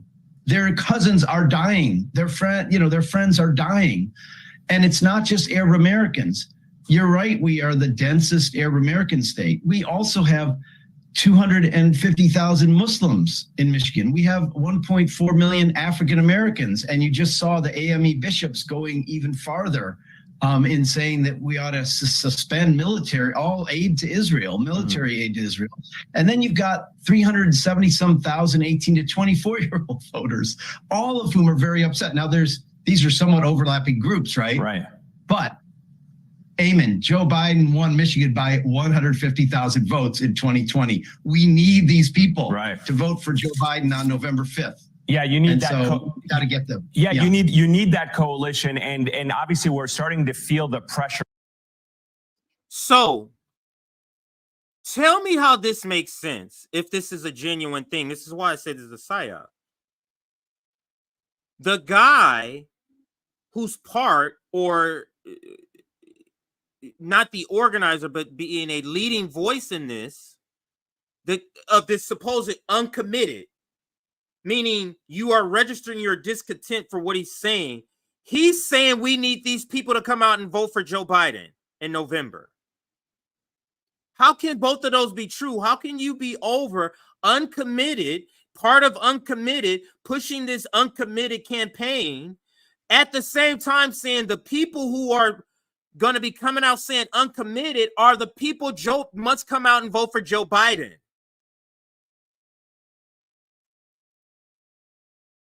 This is such a psyop. They're trying to take the people who would otherwise join an abandon Biden movement, which is abandon him in a general election, and peel some of those people off to let them put their frustrations and their anger out in the primary. Truly, these people will go to any lengths. They literally do not care. They do not care. But I do want to get to some other video and right in row. Here goes this next video where they talk about it. Let's listen to this one. This one's 3 minutes long. So for months, the Arab and Muslim communities in Must-Win, Michigan have said they are angry with the Biden administration over the president's repeated refusal to call for a ceasefire in Gaza. And in a video posted on X, Democratic Congresswoman Rashida Tlaib encouraged them to bring those criticisms to the ballot box during next Tuesday's primary. Right now, we feel completely neglected and just unseen by our government. If you want us to be louder, then come here and vote uncommitted. Joining us now, NBC News correspondent Dasha Burns to talk more about this.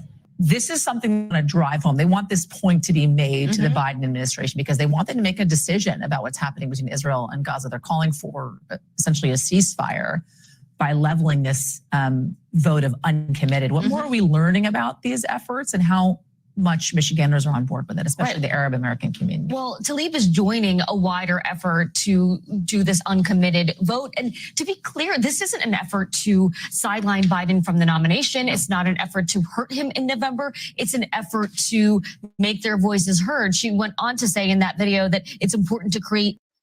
You see, this is not an effort to hurt him in November. They just want to make your voices heard. How are your voices heard if your voice does not affect the election?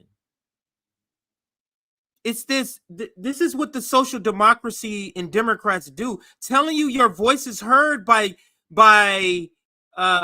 voting uncommitted in a primary that's rigged for Joe Biden. What are you talking about? This is so terrible. That these social democrats, man, they will come up with any plan to bring your ass back to the plantation. create a voting bloc, something that is a bullhorn to say enough is enough. And it's particularly powerful in Michigan because this is a state with a large Arab American population. They have not been happy with how the Biden administration has handled this.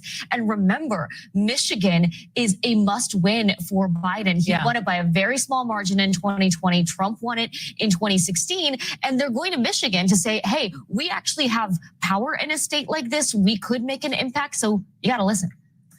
Can we talk about the impact here? Because when you think about the Arab American vote, right, I believe in 2020, the turnout was 146,000 to 200,000 Arab American or Muslim American voters. I mean, they turn out. They turn out, they can make a difference when the margins are really slim in states where they tend to be like Michigan. The other factor is young progressives, even if they're not Arab Americans, young activist Democratic voters who also, do tend to turn out are not thrilled with how the Biden administration is handling this. They aren't necessarily going to go vote for Trump, but they might not vote for Biden because of this. So, but he's in a tough spot because look, he would also anger a whole other demographic of people if he decided, we're not supporting Israel anymore. So he's walking a really fine line here.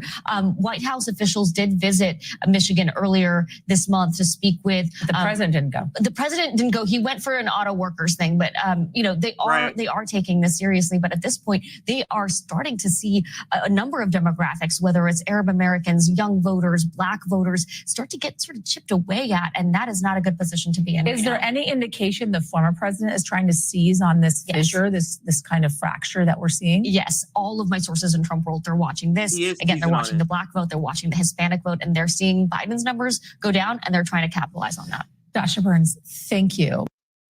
Like if Trump was smart, all Trump would have to do is have an opposite for months, view. the Arab and Muslim communities in must-win Michigan have said ceasefire. You know how many people he would get? Like if he just made that calculation, similar to how he made the calculation with Ukraine. Although now that is a firmly a Republican position. So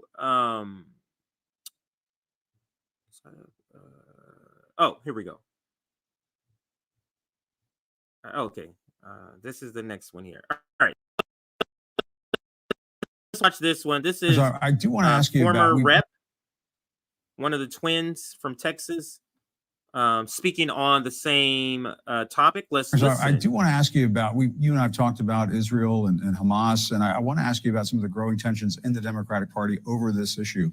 Congresswoman Rashida Tlaib of Michigan, one of your fellow progressives, she's urging Democrats to vote uncommitted in her state's primary next week rather than a vote for President Biden. Let's listen to a little bit of this, talk about it on the other side.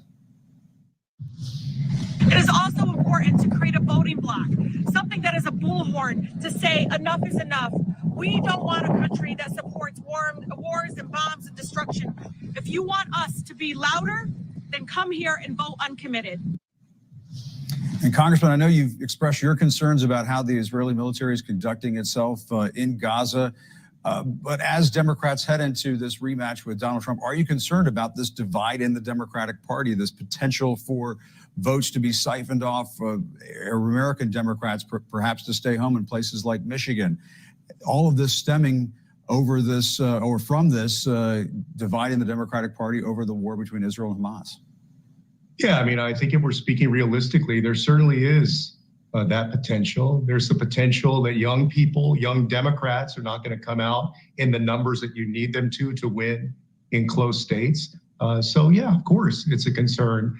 And I have said that I disagree with the way that Benjamin Netanyahu's government is prosecuting this war. At this point, Jim, they're essentially beating a dead horse, so to speak. They are pulverizing a people who have already been bombarded. Hospitals have been bombarded, ambulance convoys, people's homes, thousands and thousands of children have died. And the Netanyahu government is made up of several extremists who are pushing this policy. Benjamin Netanyahu himself has a very selfish incentive to keep the war going because it's clear from polls that the Israeli people are basically done with Benjamin Netanyahu as soon as this war is over. So he's got a very selfish incentive to keep this war going. But in the meantime, while he's doing that, people are suffering, and Israel is not gaining much from the suffering of the Palestinian people. And the greatest danger to Israel is not Hamas. Hamas obviously committed an atrocious massacre on October 7th, and I believe that they committed war crimes in what they did. At the same time, Hamas does not have a navy. Hamas doesn't have nuclear weapons. Hamas is not the greatest military threat to Israel. The greatest military threat to Israel is to allow Benjamin Netanyahu to continue doing what he's doing, which would spark a regional war or regional conflict with states like Iran and actors like Hezbollah and the Houthis and others who basically gang up on Israel. That would also draw the United States into a larger war. And so, I support a ceasefire. I support efforts at a peace agreement that brings the hostages back from Gaza to Israel. But so far, you've got somebody in Benjamin Netanyahu who basically has no incentive to do those things. Yes. He doesn't talk on the issue because I think he asked him about Rashida and he goes on the tangent about just what's happening. That's the space he feels comfortable right now. The green light in this space for people who are progressives is it's okay you can talk about this Israel being bad in the sense that it's because it's Netanyahu's Israel. And that's where he feels comfortable with that. And he didn't feel comfortable at all talking about Rashida Tlaib and what she's doing. These progressives don't like to badmouth each other. But let me show you this here before I get to that next video. Now, remember I said our revolution, it kind of tips you off that our revolution this is a psyop because our revolution is running it. Let's read this tweet from Glenn Greenwald. This is Glenn. He says, you're going to see the vast majority of left media start switching from Joe Biden is enabling, financing, and arming a genocide. You're going to see those people who are saying that now, the social democrats, they're going to pivot to, look, we have our problems with Biden, but it's imperative that you vote for him. They're all calculating the best time to shift. Here is our revolution. You talking about the uncommitted? Let's read this part. It's worth noting our revolution caved. While they encourage people to vote uncommitted now, they would be back in Genocide Joe in November. Look, let's read this right here. The group did make clear, though, that while it's pushing its members to vote against Biden now, it will back him in again in November. Quote, our revolution supporters can push Biden to change course on Gaza now and increase his chances of winning Michigan in November, because we must defeat the right-wing Trump agenda and email to supporters from our revolution.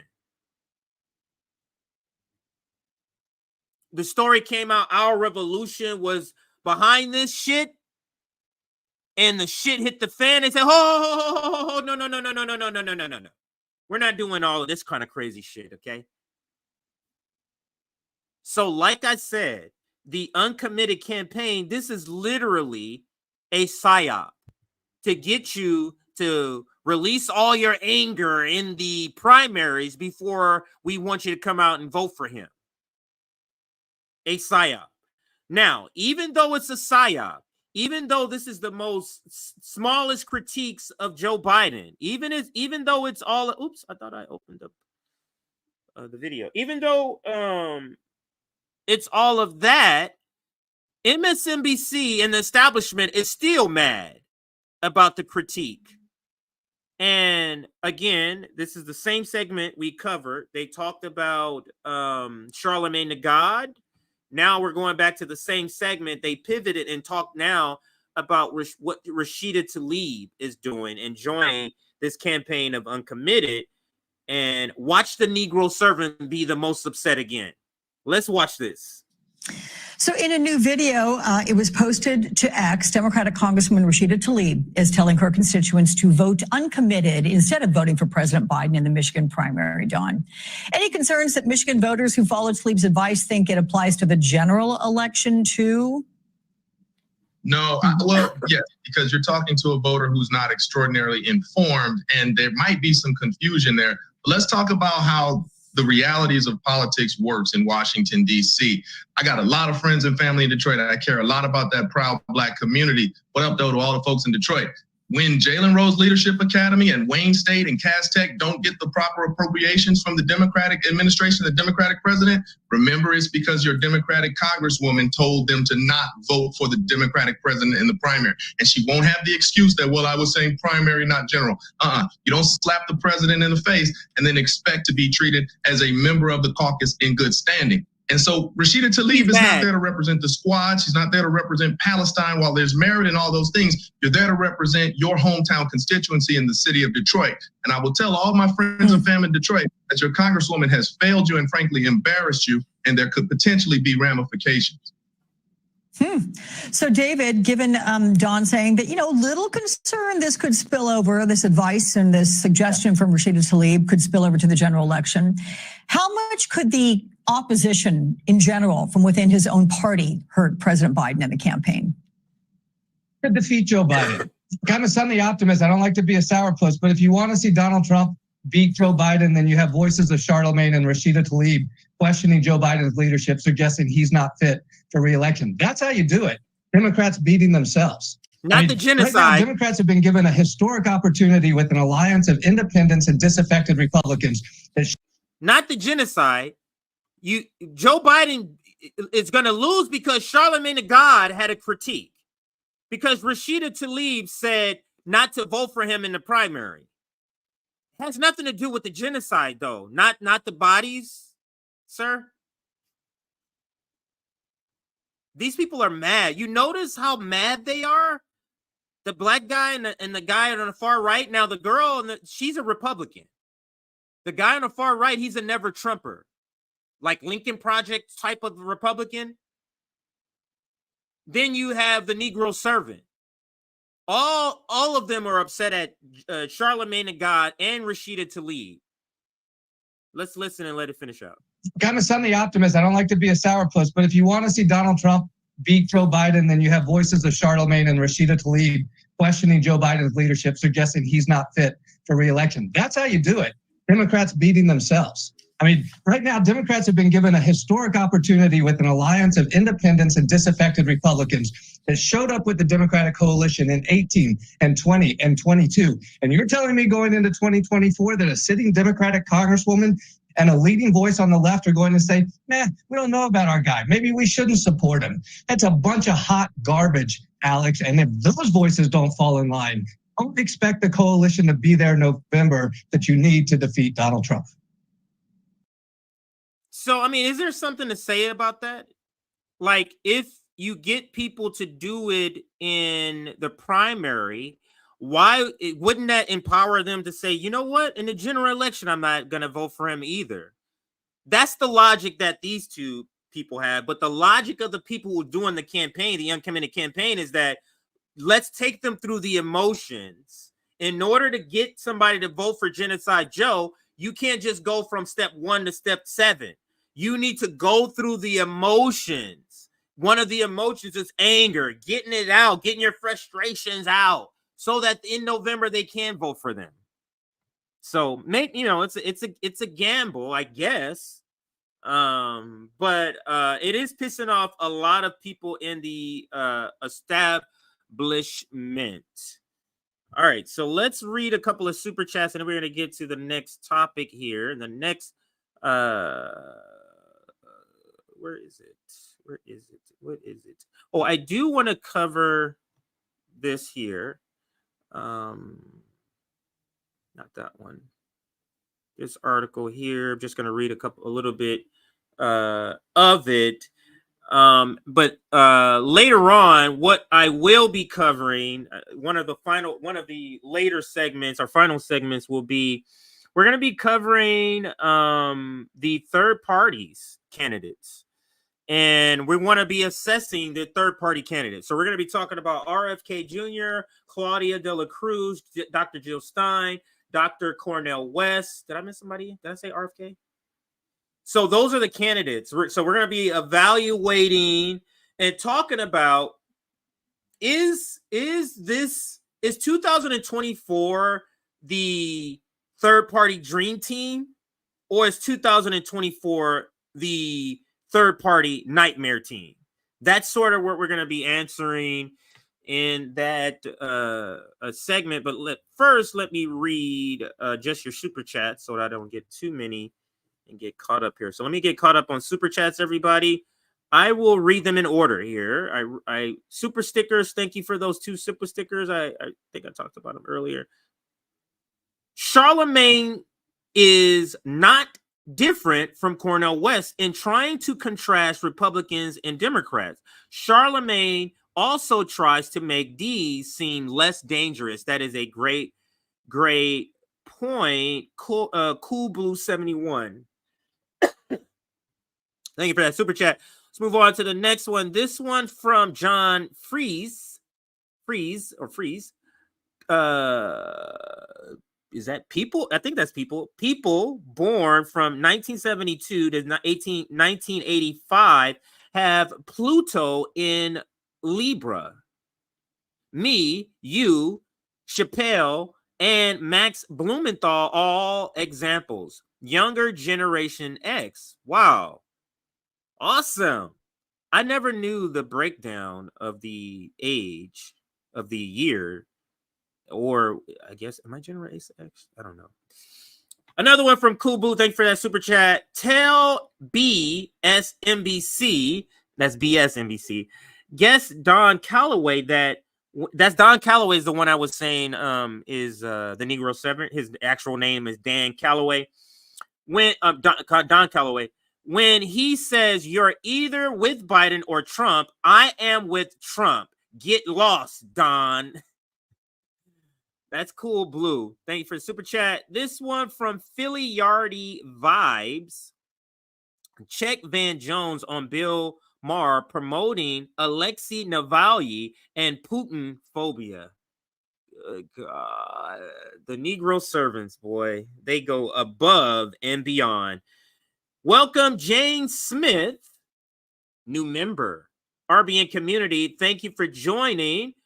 And then John Freeze, again, core of Democrats is professional managerial class boomers and older generation X, which is Pluto in Leo and Pluto in Virgo, respectively. And you say we're Pluto in Libra.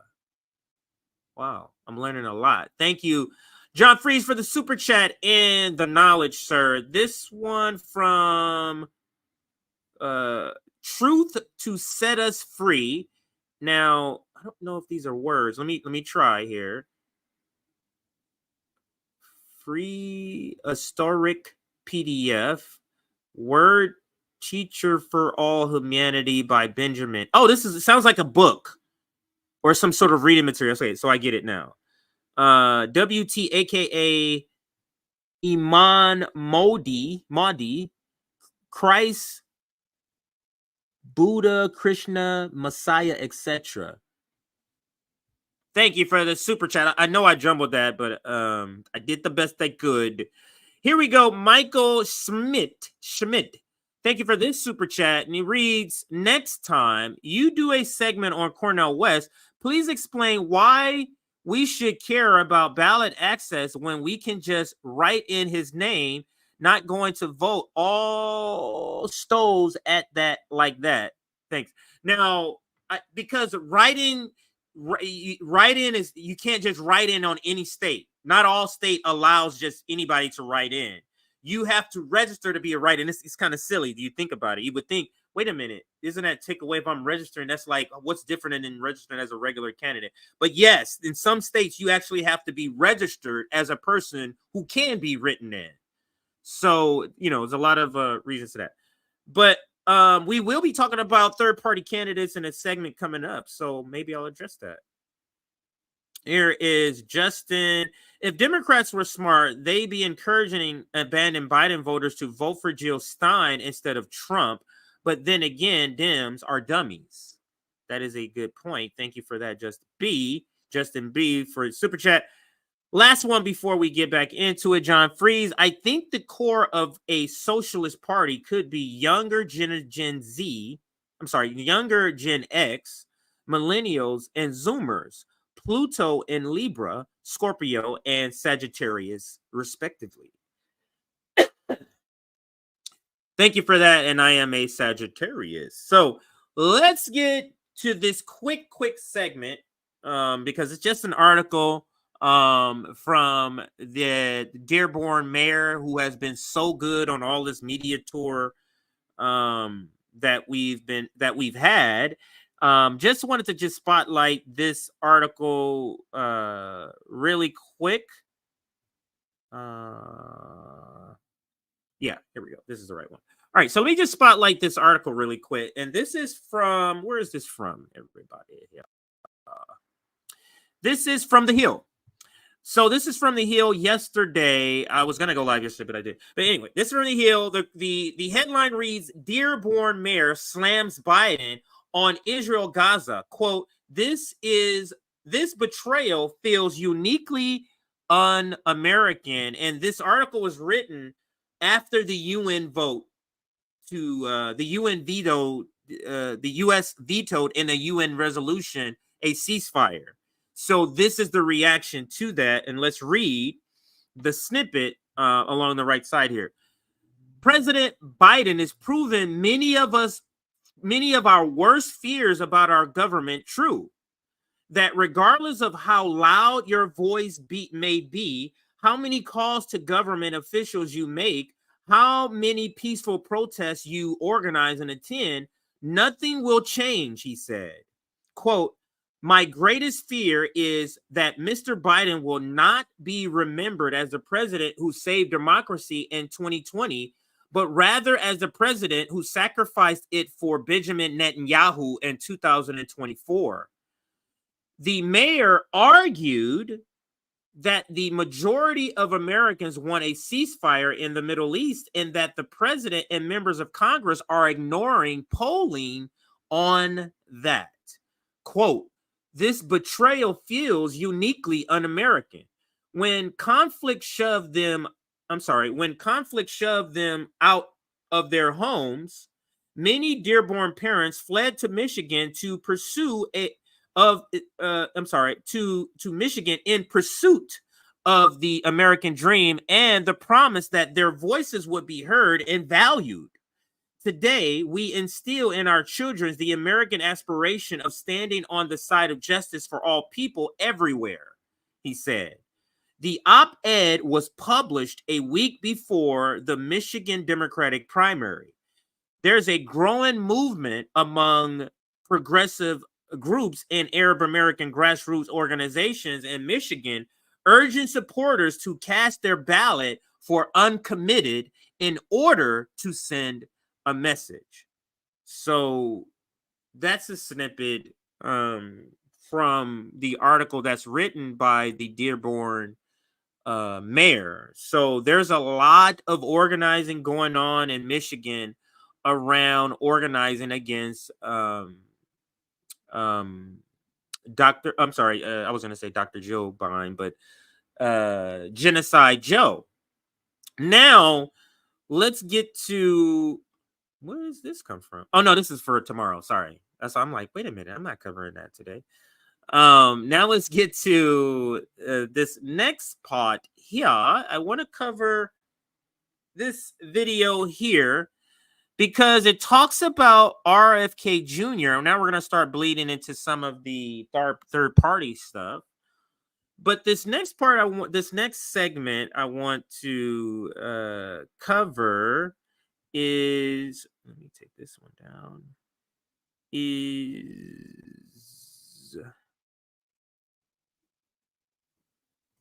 here. Mobilizing against Genocide Joe. And this is a segment talking about how RFK Jr. is courting Black voters. That is the segment. Sorry, everybody.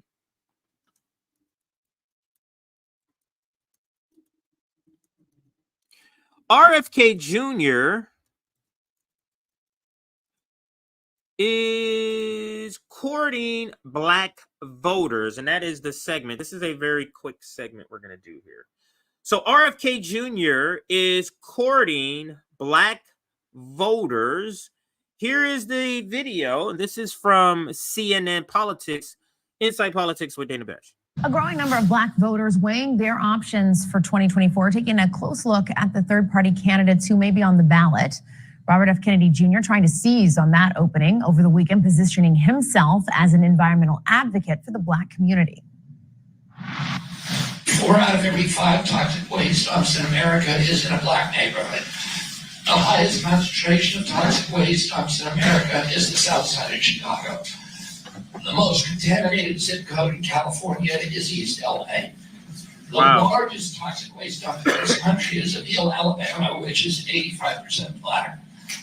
And, you know, and the issues of pollution impact Black communities probably worse than any other. CNN's Eva McKinn is joining us now at the table. Jeff Zeleny is still here with us. Eva, I want to start first with you because you were with RFK Jr. over the weekend in New York as he made his pitch to Black voters. And I'm so curious what your observations were. You know, whether they like it or not, Democrats, I think, are starting to realize that Kennedy is going to be a factor in this contest. The most recent NBC News poll saying that 34% of voters would consider voting for Kennedy. And while he is widely criticized for vaccine skepticism, he also has this legacy of environmental activism. And so he's leaning on that in his pitch to Black voters, as well as his family legacy of civil rights. Something else that I think that he can lean into is this economic argument. I can't underscore enough how great the economic anxieties are among Black voters. So one of the Kennedy supporters that I met at a Black History Month event yesterday in Brooklyn, a Kennedy event, he was telling me that his family business, he almost lost it during the pandemic, the Sugar Hill Club in Brooklyn. And over the years, he's had many Democratic politicians in that restaurant. And he felt like he couldn't lean on them when he needed them most in order to gain some access, some resources. And so this is what Kennedy is trying to appeal to, some of the vulnerabilities that Democrats have right now. And Jeff, you were with him when he did his launch event. You covered that. So you've also seen the crowds kind of react to him. There's kind of this conventional wisdom.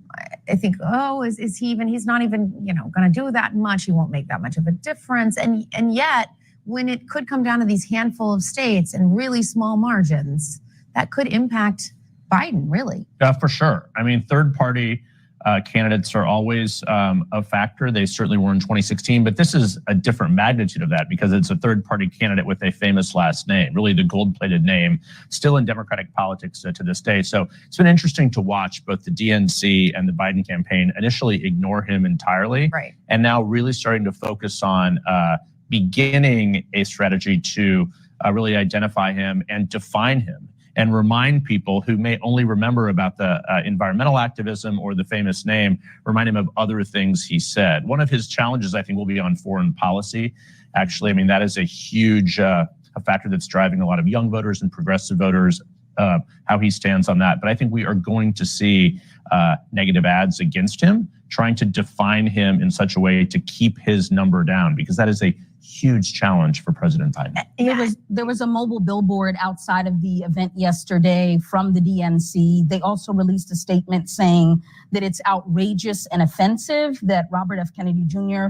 would claim to be a leader for our community after the damage that he's inflicted. So that was Jamie Harrison, the head of the DNC, saying that. He says, as Black Americans suffered disproportionately from COVID, Kennedy Jr. pushed harmful misinformation about the life-saving COVID vaccine, and even was ranked as one of the top spreaders of false information on social media. So Jessica, let me let it finish. That kind of telegraphs the argument that we're going to get from Democrats in response. Yeah, and there is polling, 13% for RFK Jr. against Joe Biden and Donald Trump. So not an insignificant number. All right, thanks to both of you. Great to see you. So I'll bring up the actual graphic because I want to show you the actual graphic. So case study took a snapshot of that last part of that video. So let's put the graphic up here.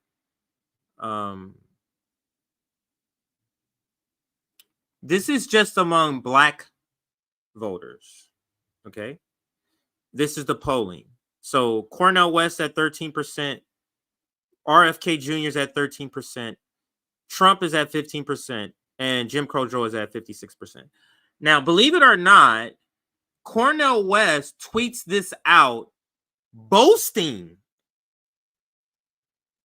about coming in third place behind two races for the Black vote. Truly bizarre. And he says this with no money. He says, I achieved 13% of the Black vote with no money. That's in response because Nick found a receipt showing last quarter the amount of money that the Cornel West campaign raised and the amount of money they spent, which was nothing to get on the ballot. So he came out with that tweet to say, with no money, I'm polling at 13% with the Black community. That's low, sir. You, the Black radical, should be polling well in the 50s, well above RFK Jr., certainly well above Donald Trump. So you can spin that as a win. But anyway, you see the numbers here. Next part is this here, and then we're going to get to the third party stuff here. There is this article. Will Netanyahu bring down Biden? This is an article I do want to just briefly kind of cover. And then we're going to get into the and the last part is the third party stuff. And we're going to be discussing this crop of third party, the 2024 crop of third party candidates, and rating them and our choices. So that is coming up next. But before we do that, let's talk about this article here. And this is from Common Dream, if you're wanting to look up the title, which is, Will Netanyahu Bring Down Biden? Basically, is the choices and the way that Netanyahu is orchestrating his military campaign in Gaza, are those things going to cause Biden to lose? And I think we've answered this question over and over. But I do want to kind of read a little bit of what it says here. So I read the headline, Will Netanyahu Bring Down Biden? And then it goes on and says, the U.S. president needs to take back U.S. policy from the Israeli lobby and should stop backing Israel's extreme and utterly illegal policies. Now, this is an article from Common Dream, but it is written by pretty base guy Jeffrey Sachs. Writes this article here. Actually, I'm going to go to the actual article. Let's bring this down. Go to the actual article here. Read a little bit of it. Thought it was interesting, and then we'll close out with the third party stuff here. Again, this is Jeffrey Sachs. He wrote this yesterday. It came out in Common Dream. The cabinet of Israel's Prime Minister Bibi Netanyahu is filled with religious extremists who believe that Israel's brutality in Gaza is at God's command. According to the book of Joseph in the Hebrew Bible, dated by scholars to the 7th century BC, God promised the land to the Jewish people and instructed them to destroy the other nations living in the promised land. This text is used by extreme nationalists in Israel today. including by many of the 700,000 or so Israeli settlers living in occupied Palestine land in violation of international law. Netanyahu pursues the religious ideology of 7th century BC in the 21st century. Of course, the vast majority of the world today, including the vast majority of Americans, are certainly not in line with Israel's religious zealots. The world is far more interested in the 1948 Genocide Convention than in the genocide supposedly ordained by God in the book of Joseph. I'm sorry, I said Joseph, Josiah. My bad. Josiah. They don't accept the biblical idea that Israel should kill or expel the people of Palestine from their own land. The two-state solution is the declared policy of the world community as enshrined by the UN Security Council and the U.S. government. President Joe Biden is therefore caught between the powerful Israel lobby and the opinion of American voters and of the world community. Given the power of the Israeli lobby and the sums it expends in campaign contributions, Biden is trying to have it both ways, supporting Israel but not endorsing Israel's extremism. Biden and Secretary of State Anthony Blinken hope to entice the Arab countries into yet another open-ended peace process with the two-state solution as the destined goal that is never reached. Israeli hardliners would, of course, block every step of the way. Biden knows all of this, but wants the fig leaf of a peace process.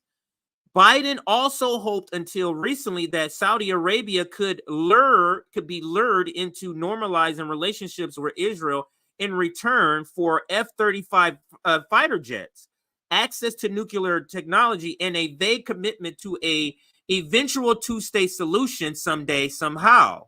The Saudis will have none of it. They made it clear in a declaration on February 6th. I've covered this before. I don't need to cover it. Oh, actually, I'll read. The kingdom calls for the lifting of the siege of the people in Gaza, the evacuation of civilian casualties. I'm sorry, the evacuation of the civilian casualties, the commitment to international law and norms and international humanitarian law, and for moving the peace process forward in accordance with the resolution of the Security Council and the United Nations and the Arab Peace Initiative, which aims to find a just and comprehensive solution and establish an independent Palestinian state based on the 1967 borders with East Jerusalem as capital. Domestically, Biden confronts AIPAC, the lead organization of Israel lobby. AIPAC's long-running success is to turn millions of dollars of campaign contributions into billions of dollars of U.S. aid to Israel, an amazing high return. Currently, AIPAC aims to turn around $100 million of campaign funding for the November election into a $16 billion supplemental aid package for Israel. So that's all I'll read from this. It's a pretty good article. It's pretty detailed, written by Jeffrey Sachs. If you want to go check it out, it's over at Common Dream. You see the title. Check it out. All right, let's get into the last part. This is the fun part now. We're going to get into the fun part of the segment, of the stream, and that is talking about third party. So I have the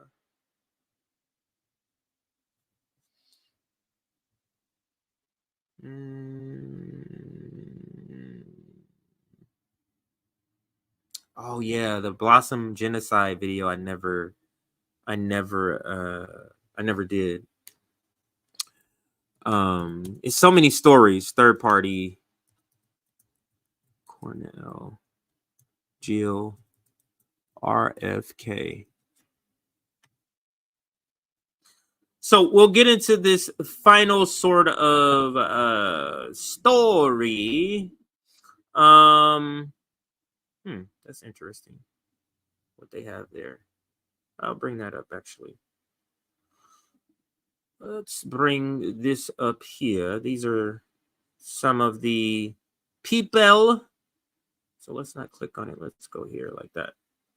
All right. So let's just keep that sort of in the purview as we talk here. I'm actually might bring up, let's bring up our graphic. Let's do that. So let's go to our graphic. And let's take it from there for this discussion. Let's put our graphic up here. And this final topic, this is kind of, it's not formal at all. It's kind of just shooting the shit kind of topic, but there's a couple of things I did want to reach out. This is the interactive part of the conversation. So this is going to be, I'm going to be reaching out to all of you in the chat. Will Jill Stein, Cornel West, RFK, and Claudia de la Cruz be in the race until the end? That's one question I guess we can answer. And then let's rate our candidate lineup. Is this I guess, is this a, like when we look back on 2024 and third parties, are we going to view this crop of candidates as top tier, as some of our best options? Will that be our assessment? Is that our assessment now? Let's talk about it. Will Jill Stein, RFK, and oh, actually, that's the wrong one. Hang on one second, everybody. Let's change this because I like a different name.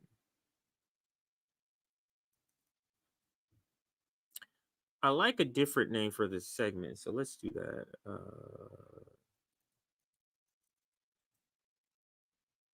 Is the crop of third-party candidates in 2024 a dream team or nightmare team? That's the question I want to address for this last segment.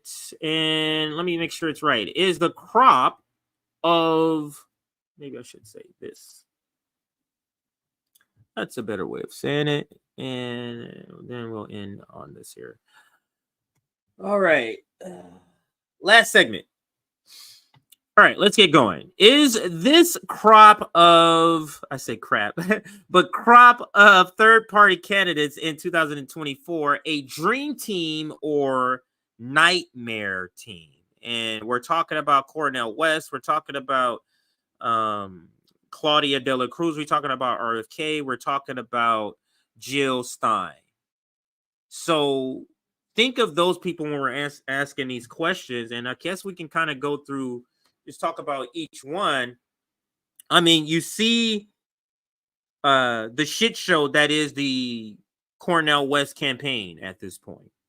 It is the campaign that I must say, out of all the campaigns, besides Marianne Williamson, this is the campaign that has been ran publicly the worst. Maybe it rivals, maybe it's worse than the Marianne Williamson campaign. But it has been terrible. Ever since the Jimmy Dore interview, it has been one just terrible decision made by this campaign, one after another. And that is the Cornel West campaign. Now, he, says a lot of good things. He has a lot of good policy beliefs that a lot of us agree with some of the things and assessments he has. But will he have ballot access? That's a huge question for Cornel West. Then let's move over to Claudia de la Cruz. Claudia de la Cruz is probably one of the best candidates out of this group of four, but has the least will likely have the least ballot access, if not Cornel West. So when we're talking policy beliefs, when we're talking policy stances, she has some of the best out of the four. In the critiques on capitalism in particular, that her campaign has that a lot of other campaigns do not have. That makes her campaign stands out to me. But then there's the thing, I believe, the campaign, I think Sabby interviewed her and asked her about some corporate donations from somewhere from Wall Street. And from what I recall, she didn't have a particularly good answer for that. We must go where the money is or something like that, she said. So there's that. Then you have RFK Jr., which behind Cornel West, his campaign is another shit show campaign. But it's in a different way. Cornel West's campaign is a shit show because the actual campaign is a shit show. RFK, I would say, is not that. RFK is a shit show campaign because of the policies, and in particular, the policy on Israel, which happens to be the top issue that's going on right now worldwide, a genocide in Palestine. And he happens to be on the wrong side of that. So he's a shit show for a different reason. And then you have Dr. Jill Stein running as a Green Party candidate. She, of the four, will be on the most ballots out of the four people. Maybe RFK Jr. might rival that. But Dr. Jill Stein. But the Green Party has its baggage. There's a lot of people that have critiques for the Green Party. I kind of now side eye in the Green Party the more I learn that Peter Dow helps a lot of the different parts of the Green Party, different camps in the Green Party. That's non-negotiable. That is a deal breaker. So sort of none of these candidates have clean hands. If we're talking about issues, whether it be with the campaign, whether it be with ballot access, whether it be with just stances on issues, nobody really comes in with clean hands in that sense. So what say you? How do you evaluate? If you were to rank these, I guess I would rank however you decide to rank. So let's not say, oh, let's rank because of policy, let's rank that. However, whatever concoction that you make to come up with ranking, who is your top one? I would probably put Claudia at number one. I'll probably put Dr. Jill Stein at number two, and then I'll probably put Cornel West at number three, and then RFK at four. That's the likely order that CJ would do, but let me hear some of you in the chat. What say you? And I forgot to include him. Dr. Shiva is the best, I would say, critique-wise. So if you want to add him in here, you can as an option. So we're talking 5 candidates.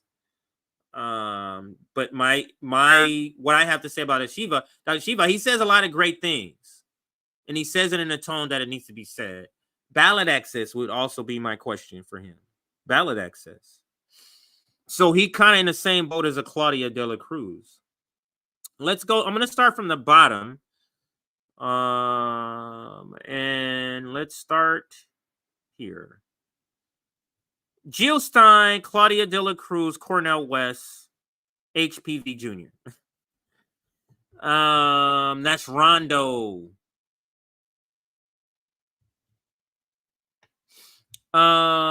Here. Jill number 1, Claudia number 2. Okay. I wouldn't, not too many gripes on that. It says Shiva is a joke. So Sean Miller doesn't like Dr. Shiva. Let's see any other people chiming in. Teddy, and I'm assuming you're saying RFK when you say Teddy is my number 1. So Carl Freeman Teddy or RFK Jr. I'm sorry, I was saying Teddy. RFK Jr. is your number one. Awesome. Okay.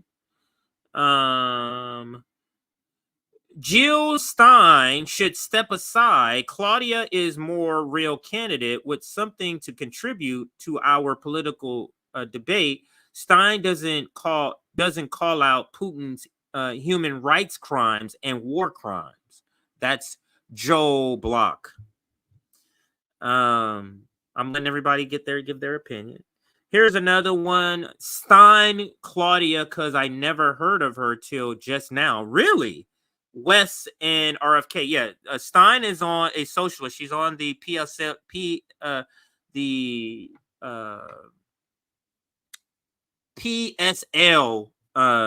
ticket. Afro Man at number 2. Another Jill Stein, number 1. Let's keep going. Jill coming in at number 1 for me at the time. We got a Rumble rant saying, Rumble comment saying, Dr. Shiva is best. Right here. I can't stomach that RFK Jr. knows who killed JFK and he will still hump on Israeli flag. Let's continue.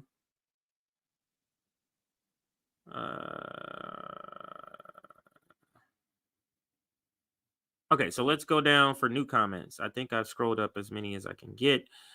And here's another one. Oops, that meant to put this one. Jimmy says Jill, Claudia, West, nobody. Jill, Claudia, West, nobody.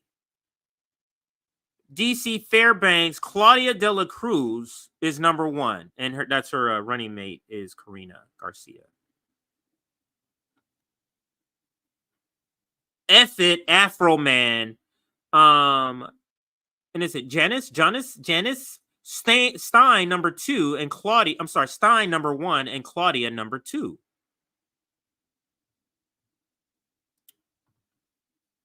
Who here is working on ballot access for PSL? I don't know who is, but they do have a website. You can probably check it out if you want to go learn more. So there's a lot of Jill, there's a lot of Claudia. So it's seeming like this particular live stream audience is liking Jill and Claudia out of the choices that we have. Here's another one saying Jill number 1, West 2, Claudia 3. Wow, that's the first time I've seen West make it to number 2. Let's see. Who is Shiva? News to me. Yeah, he's running too. There's actually quite a few people running for president in different parties, so check that out. Stein will likely have my vote in 2024. Okay, so I think we've gotten a good chunk amount of people's opinions. So thank you for that. All right, so I just thought it was an interesting conversation because when this first began, I thought, I was very excited for all of the candidates. I was very, very excited. I was like, wow, we got Dr. G, we got Cornel West running the Green Party. We got Claudia de la Cruz talking about death to capitalism on the Socialist Party. And then at the time, before the whole Israel thing, RFK Jr., a lot more people were open to RFK Jr. pre-Israel genocide. A lot of people were open to him. And then we have Janice chiming in. Janice Anderson, thank you for the super chat. Stein number 1, De La Cruz number 2, Dr. Shiva, not legal candidate. He isn't naturally born. Oh, I didn't know that. Same as Jank. Okay, so I didn't know that. So you learn something from Janice. Janice always bringing the knowledge, but Janice has Stein at number 1, and I think for me, a lot of people will put Stein at 1 simply because she has ballot access, simply because she's on the ballot in their state. There's so many people where Claudia de la Cruz not on the ballot. For example, Nick says all the time he will probably vote for her, but she's not on the ballot in Missouri. She'll be on the ballot in California That's the one thing about California. We pretty much get everybody who's running will be on the ballot. Typically in California, I'm sorry, except for the independents. I'm talking about if you're running as part of a party, like a Green Party or a Libertarian Party or a Peace Party or something like that, you typically would get on. But if you're just an independent and you got to go out and get your own signatures, that's tough. Because just for California and Texas alone, that's over 500,000 signatures you need just for those 2 states. And then you got the rest of the states. So, which made it so ridiculous, why the critique was that Cornel West made a historic mistake in leaving the Green Party. So, thank you for that super chat, Janice. A couple of things I'm looking to get. This is a complete, just out of the blue side note. I'm looking to get change. I'm looking to get into trade. I want to learn because I'm watching Rome do all this renovation at the library, and I want to contribute. RBN want to have the capacity of being able to go into a city and build communities. Rome can do a lot of construction. I'm looking into getting into an electrician apprenticeship or a plumbing apprenticeship. So I'm reaching out to our community. If you guys know of somebody, a plumber, an electrician, of course they would have to be out in the California area somewhere. Yeah, I'm looking to trying to get into that. I'm in a position now doing this where I can pivot and learn a new trade and have this skill for RBN, be able to go in and maybe put in the plumbing of a new building, go in and put in electricity, the wiring of a building. Now, my first choice is being an electrician, because that is the most sought after thing, and the ability to put in, because Rome knows a little bit of plumbing. I know a little bit of plumbing too. I used to work at Home Depot, but the electrician part, that is a skill that is greatly needed. And for RBN be able to have that ability to just drop into a city and say, hey, we can help renovate this, we can help do this, we can come in and do that work. Rome drop in and do that construction work. I drop in and do that electrical work or plumbing work.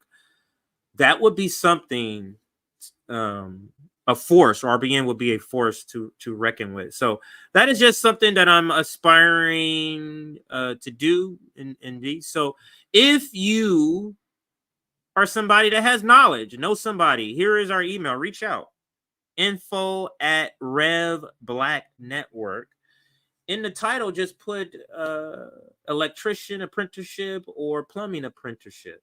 Now, those are the 2 I'm looking for, because again, there's a lot of other trades I can get into, mechanic, all this other stuff that can, but I'm looking for to just do a trade that can contribute to a community building. So that's why I'm looking squarely at these 2.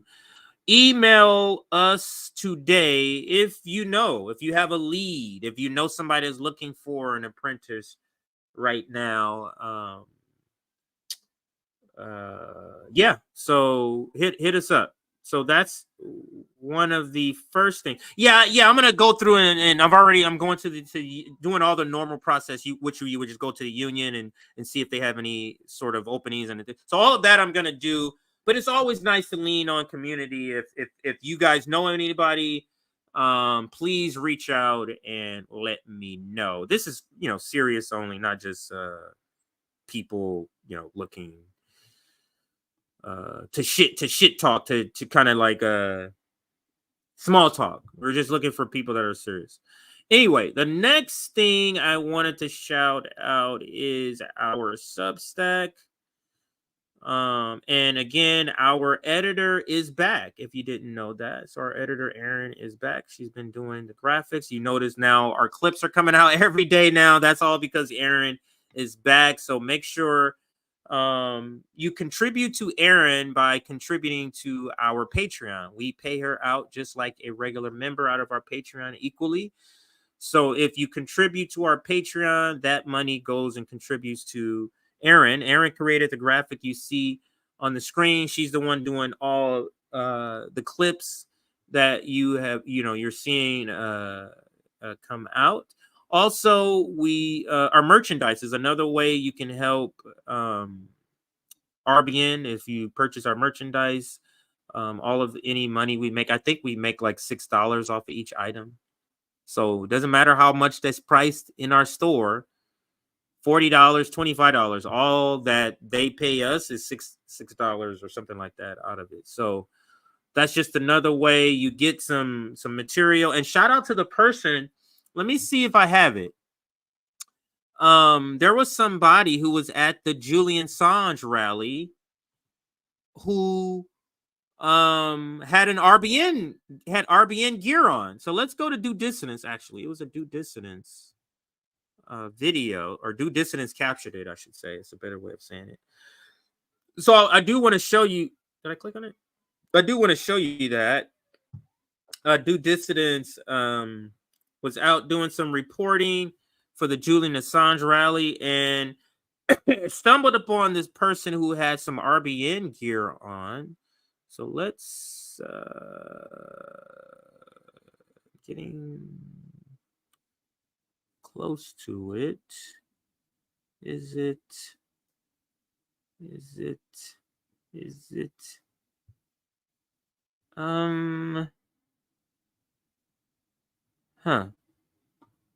Well, let me go to Nick's page, because Nick retweeted it.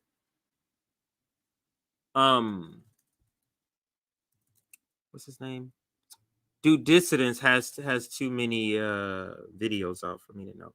But anyway, I want to bring up the video that shows the guy wearing the gear, because it's pretty based. I know Nick retweeted it, so let's go to Nick's page and see if we can check out that video of the guy wearing the gear. So let's see, Nick, where do you have it, sir? Oops, that hurt.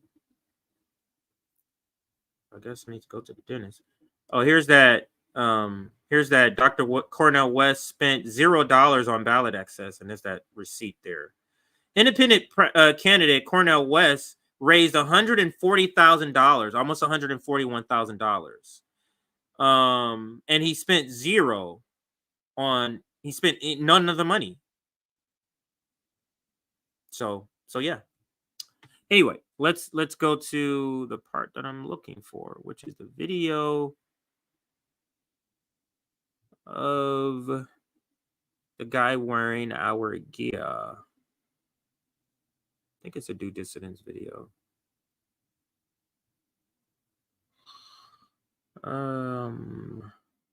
Is this it? No, that's not it. Bear with me. Oh, wow. That's the infamous video we covered the other day. And that was completely unplanned when all of the members showed up. Did not plan that at all. I don't.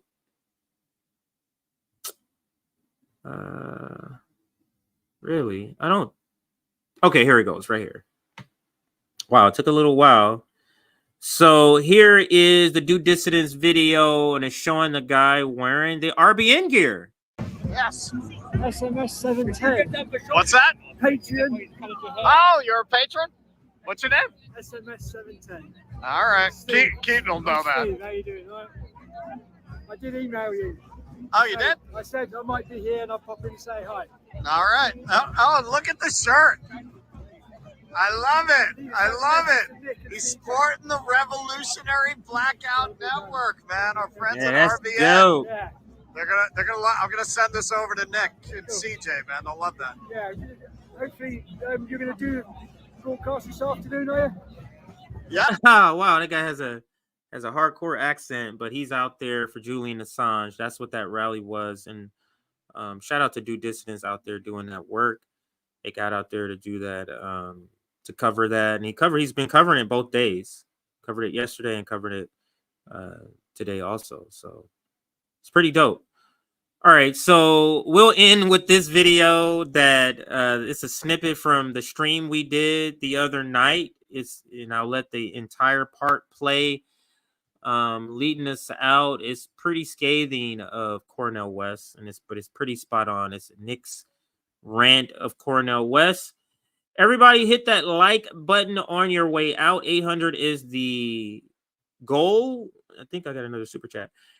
Get a book on plumbing, then check out Den of Tools. Now, like I said, I do know plumbing, so I'm more doing it to get more hands-on experience, so I can polish up what I do know in plumbing, which is more surface level. You know, I can, clog drain in the toilet, that type of thing. But I'm talking about, I want to really learn where I'm laying the plumbing line. I'm laying, because we're talking about building something from scratch. And we at RBN want to have that ability to do that with the members. And Rome has a lot of that under his belt already. But if I or Nick and somebody else is able to learn other trades, I want to do get into an electrician apprenticeship or a plumbing apprenticeship. But electrician is my top choice. But yeah, that is the reason for that. That is something exciting. Decided to do that a couple of days ago. I'm like, wow, this is a time where I can pivot, learn a new trade here, and have this contribute to RBN. So let me see. Did I miss another super chat? Where did I miss another super chat? Did I miss yours? Oh, here it goes. Man, I don't know how I skipped over this right here. Here is another one. Only 7 states allow write-ins without registration to be legally written in to, I'm sorry, so let me say that again. Only 7 states allow write-ins without registration to be legally written in. So meaning only 7 states, only 7 states, 7 out of 50 states allow that. So wow, that's not a lot. And then Janice continues and says, too many registration states invalidate the entire ballot if unregistered candidate write in for highest office on the ballot. So in other words, if they write her in, that it disqualifies the rest of the ballot. So that's what I said. The duopoly have figured all the angles, because you would think, oh, if you don't like the duopoly, the whole nation just write in somebody else. Well, we'll figure that out. And they fixed that, and they made a hurdle for that. Sorry, Janice, for missing that super chat, but thank you for reminding me that I did in the chat.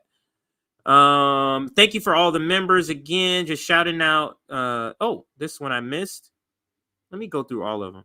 Looking forward to another year with RBN. He just purchased a membership, and that's Luca, for another year. Thank you, sir, for maintaining your membership with RBN. Okay, I read that one. I read that one. Okay, so looks like it was just the ones at the bottom that I did not notice until now. So I have read all of them now. Let me know where you are from. This is a 5-minute video, so it's going to play a pretty good amount. So I'll have the time to throw up a bunch of comments. I'm throwing up only comments that have where you are living, your state, your city, the country you're in. You can write whatever else. So if you want to comment on what you see on the screen, if you're hearing Nick roast Cornel West and you want to make a comment about Cornel West, make sure you include where you are living so I can put that up. You can comment on everything else. Just put where you are.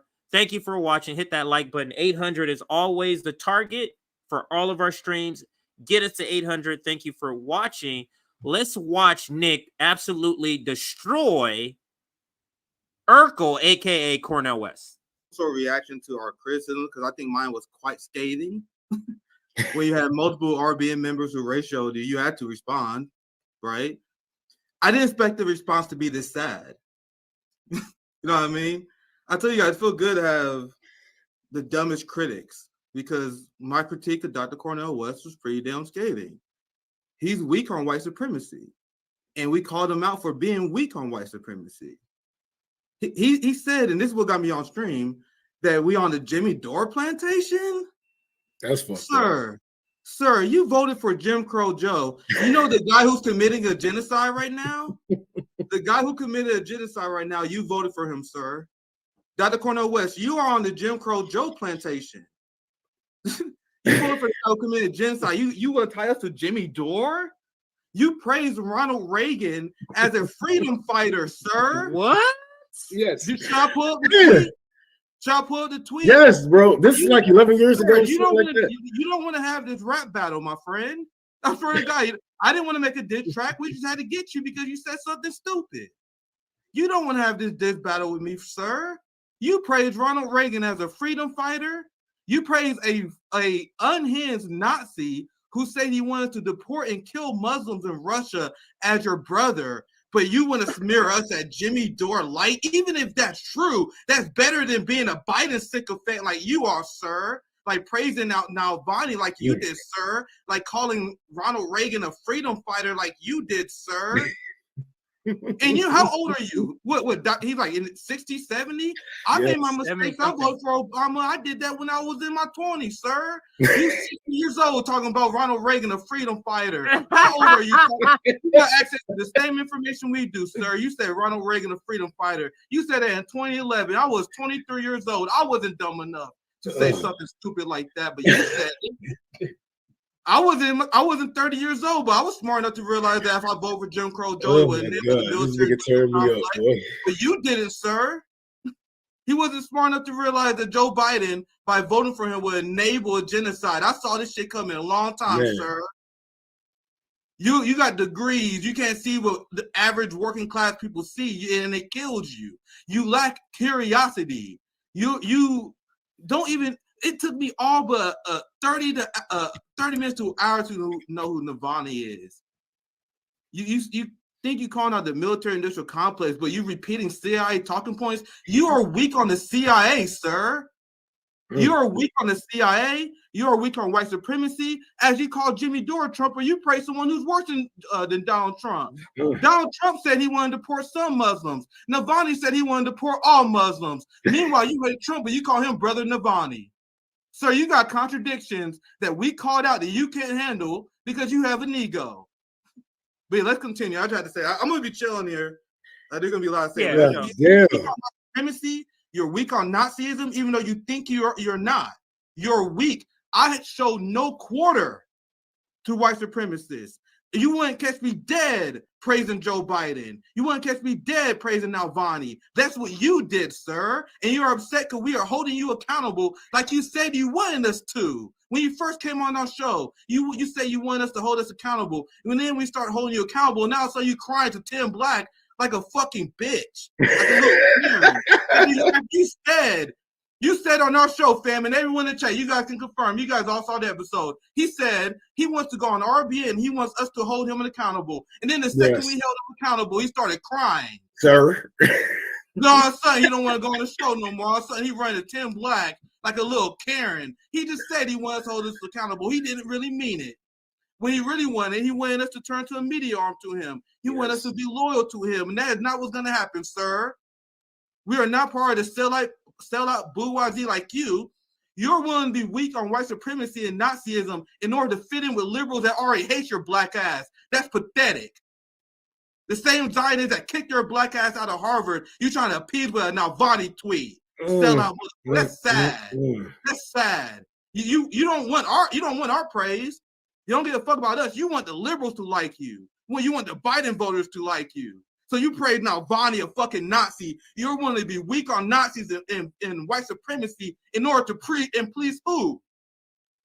You weak motherfucker. That's what you did. That's why he wouldn't. That's why he wouldn't hold Joe Biden accountable. It was so hard for him to spit it out.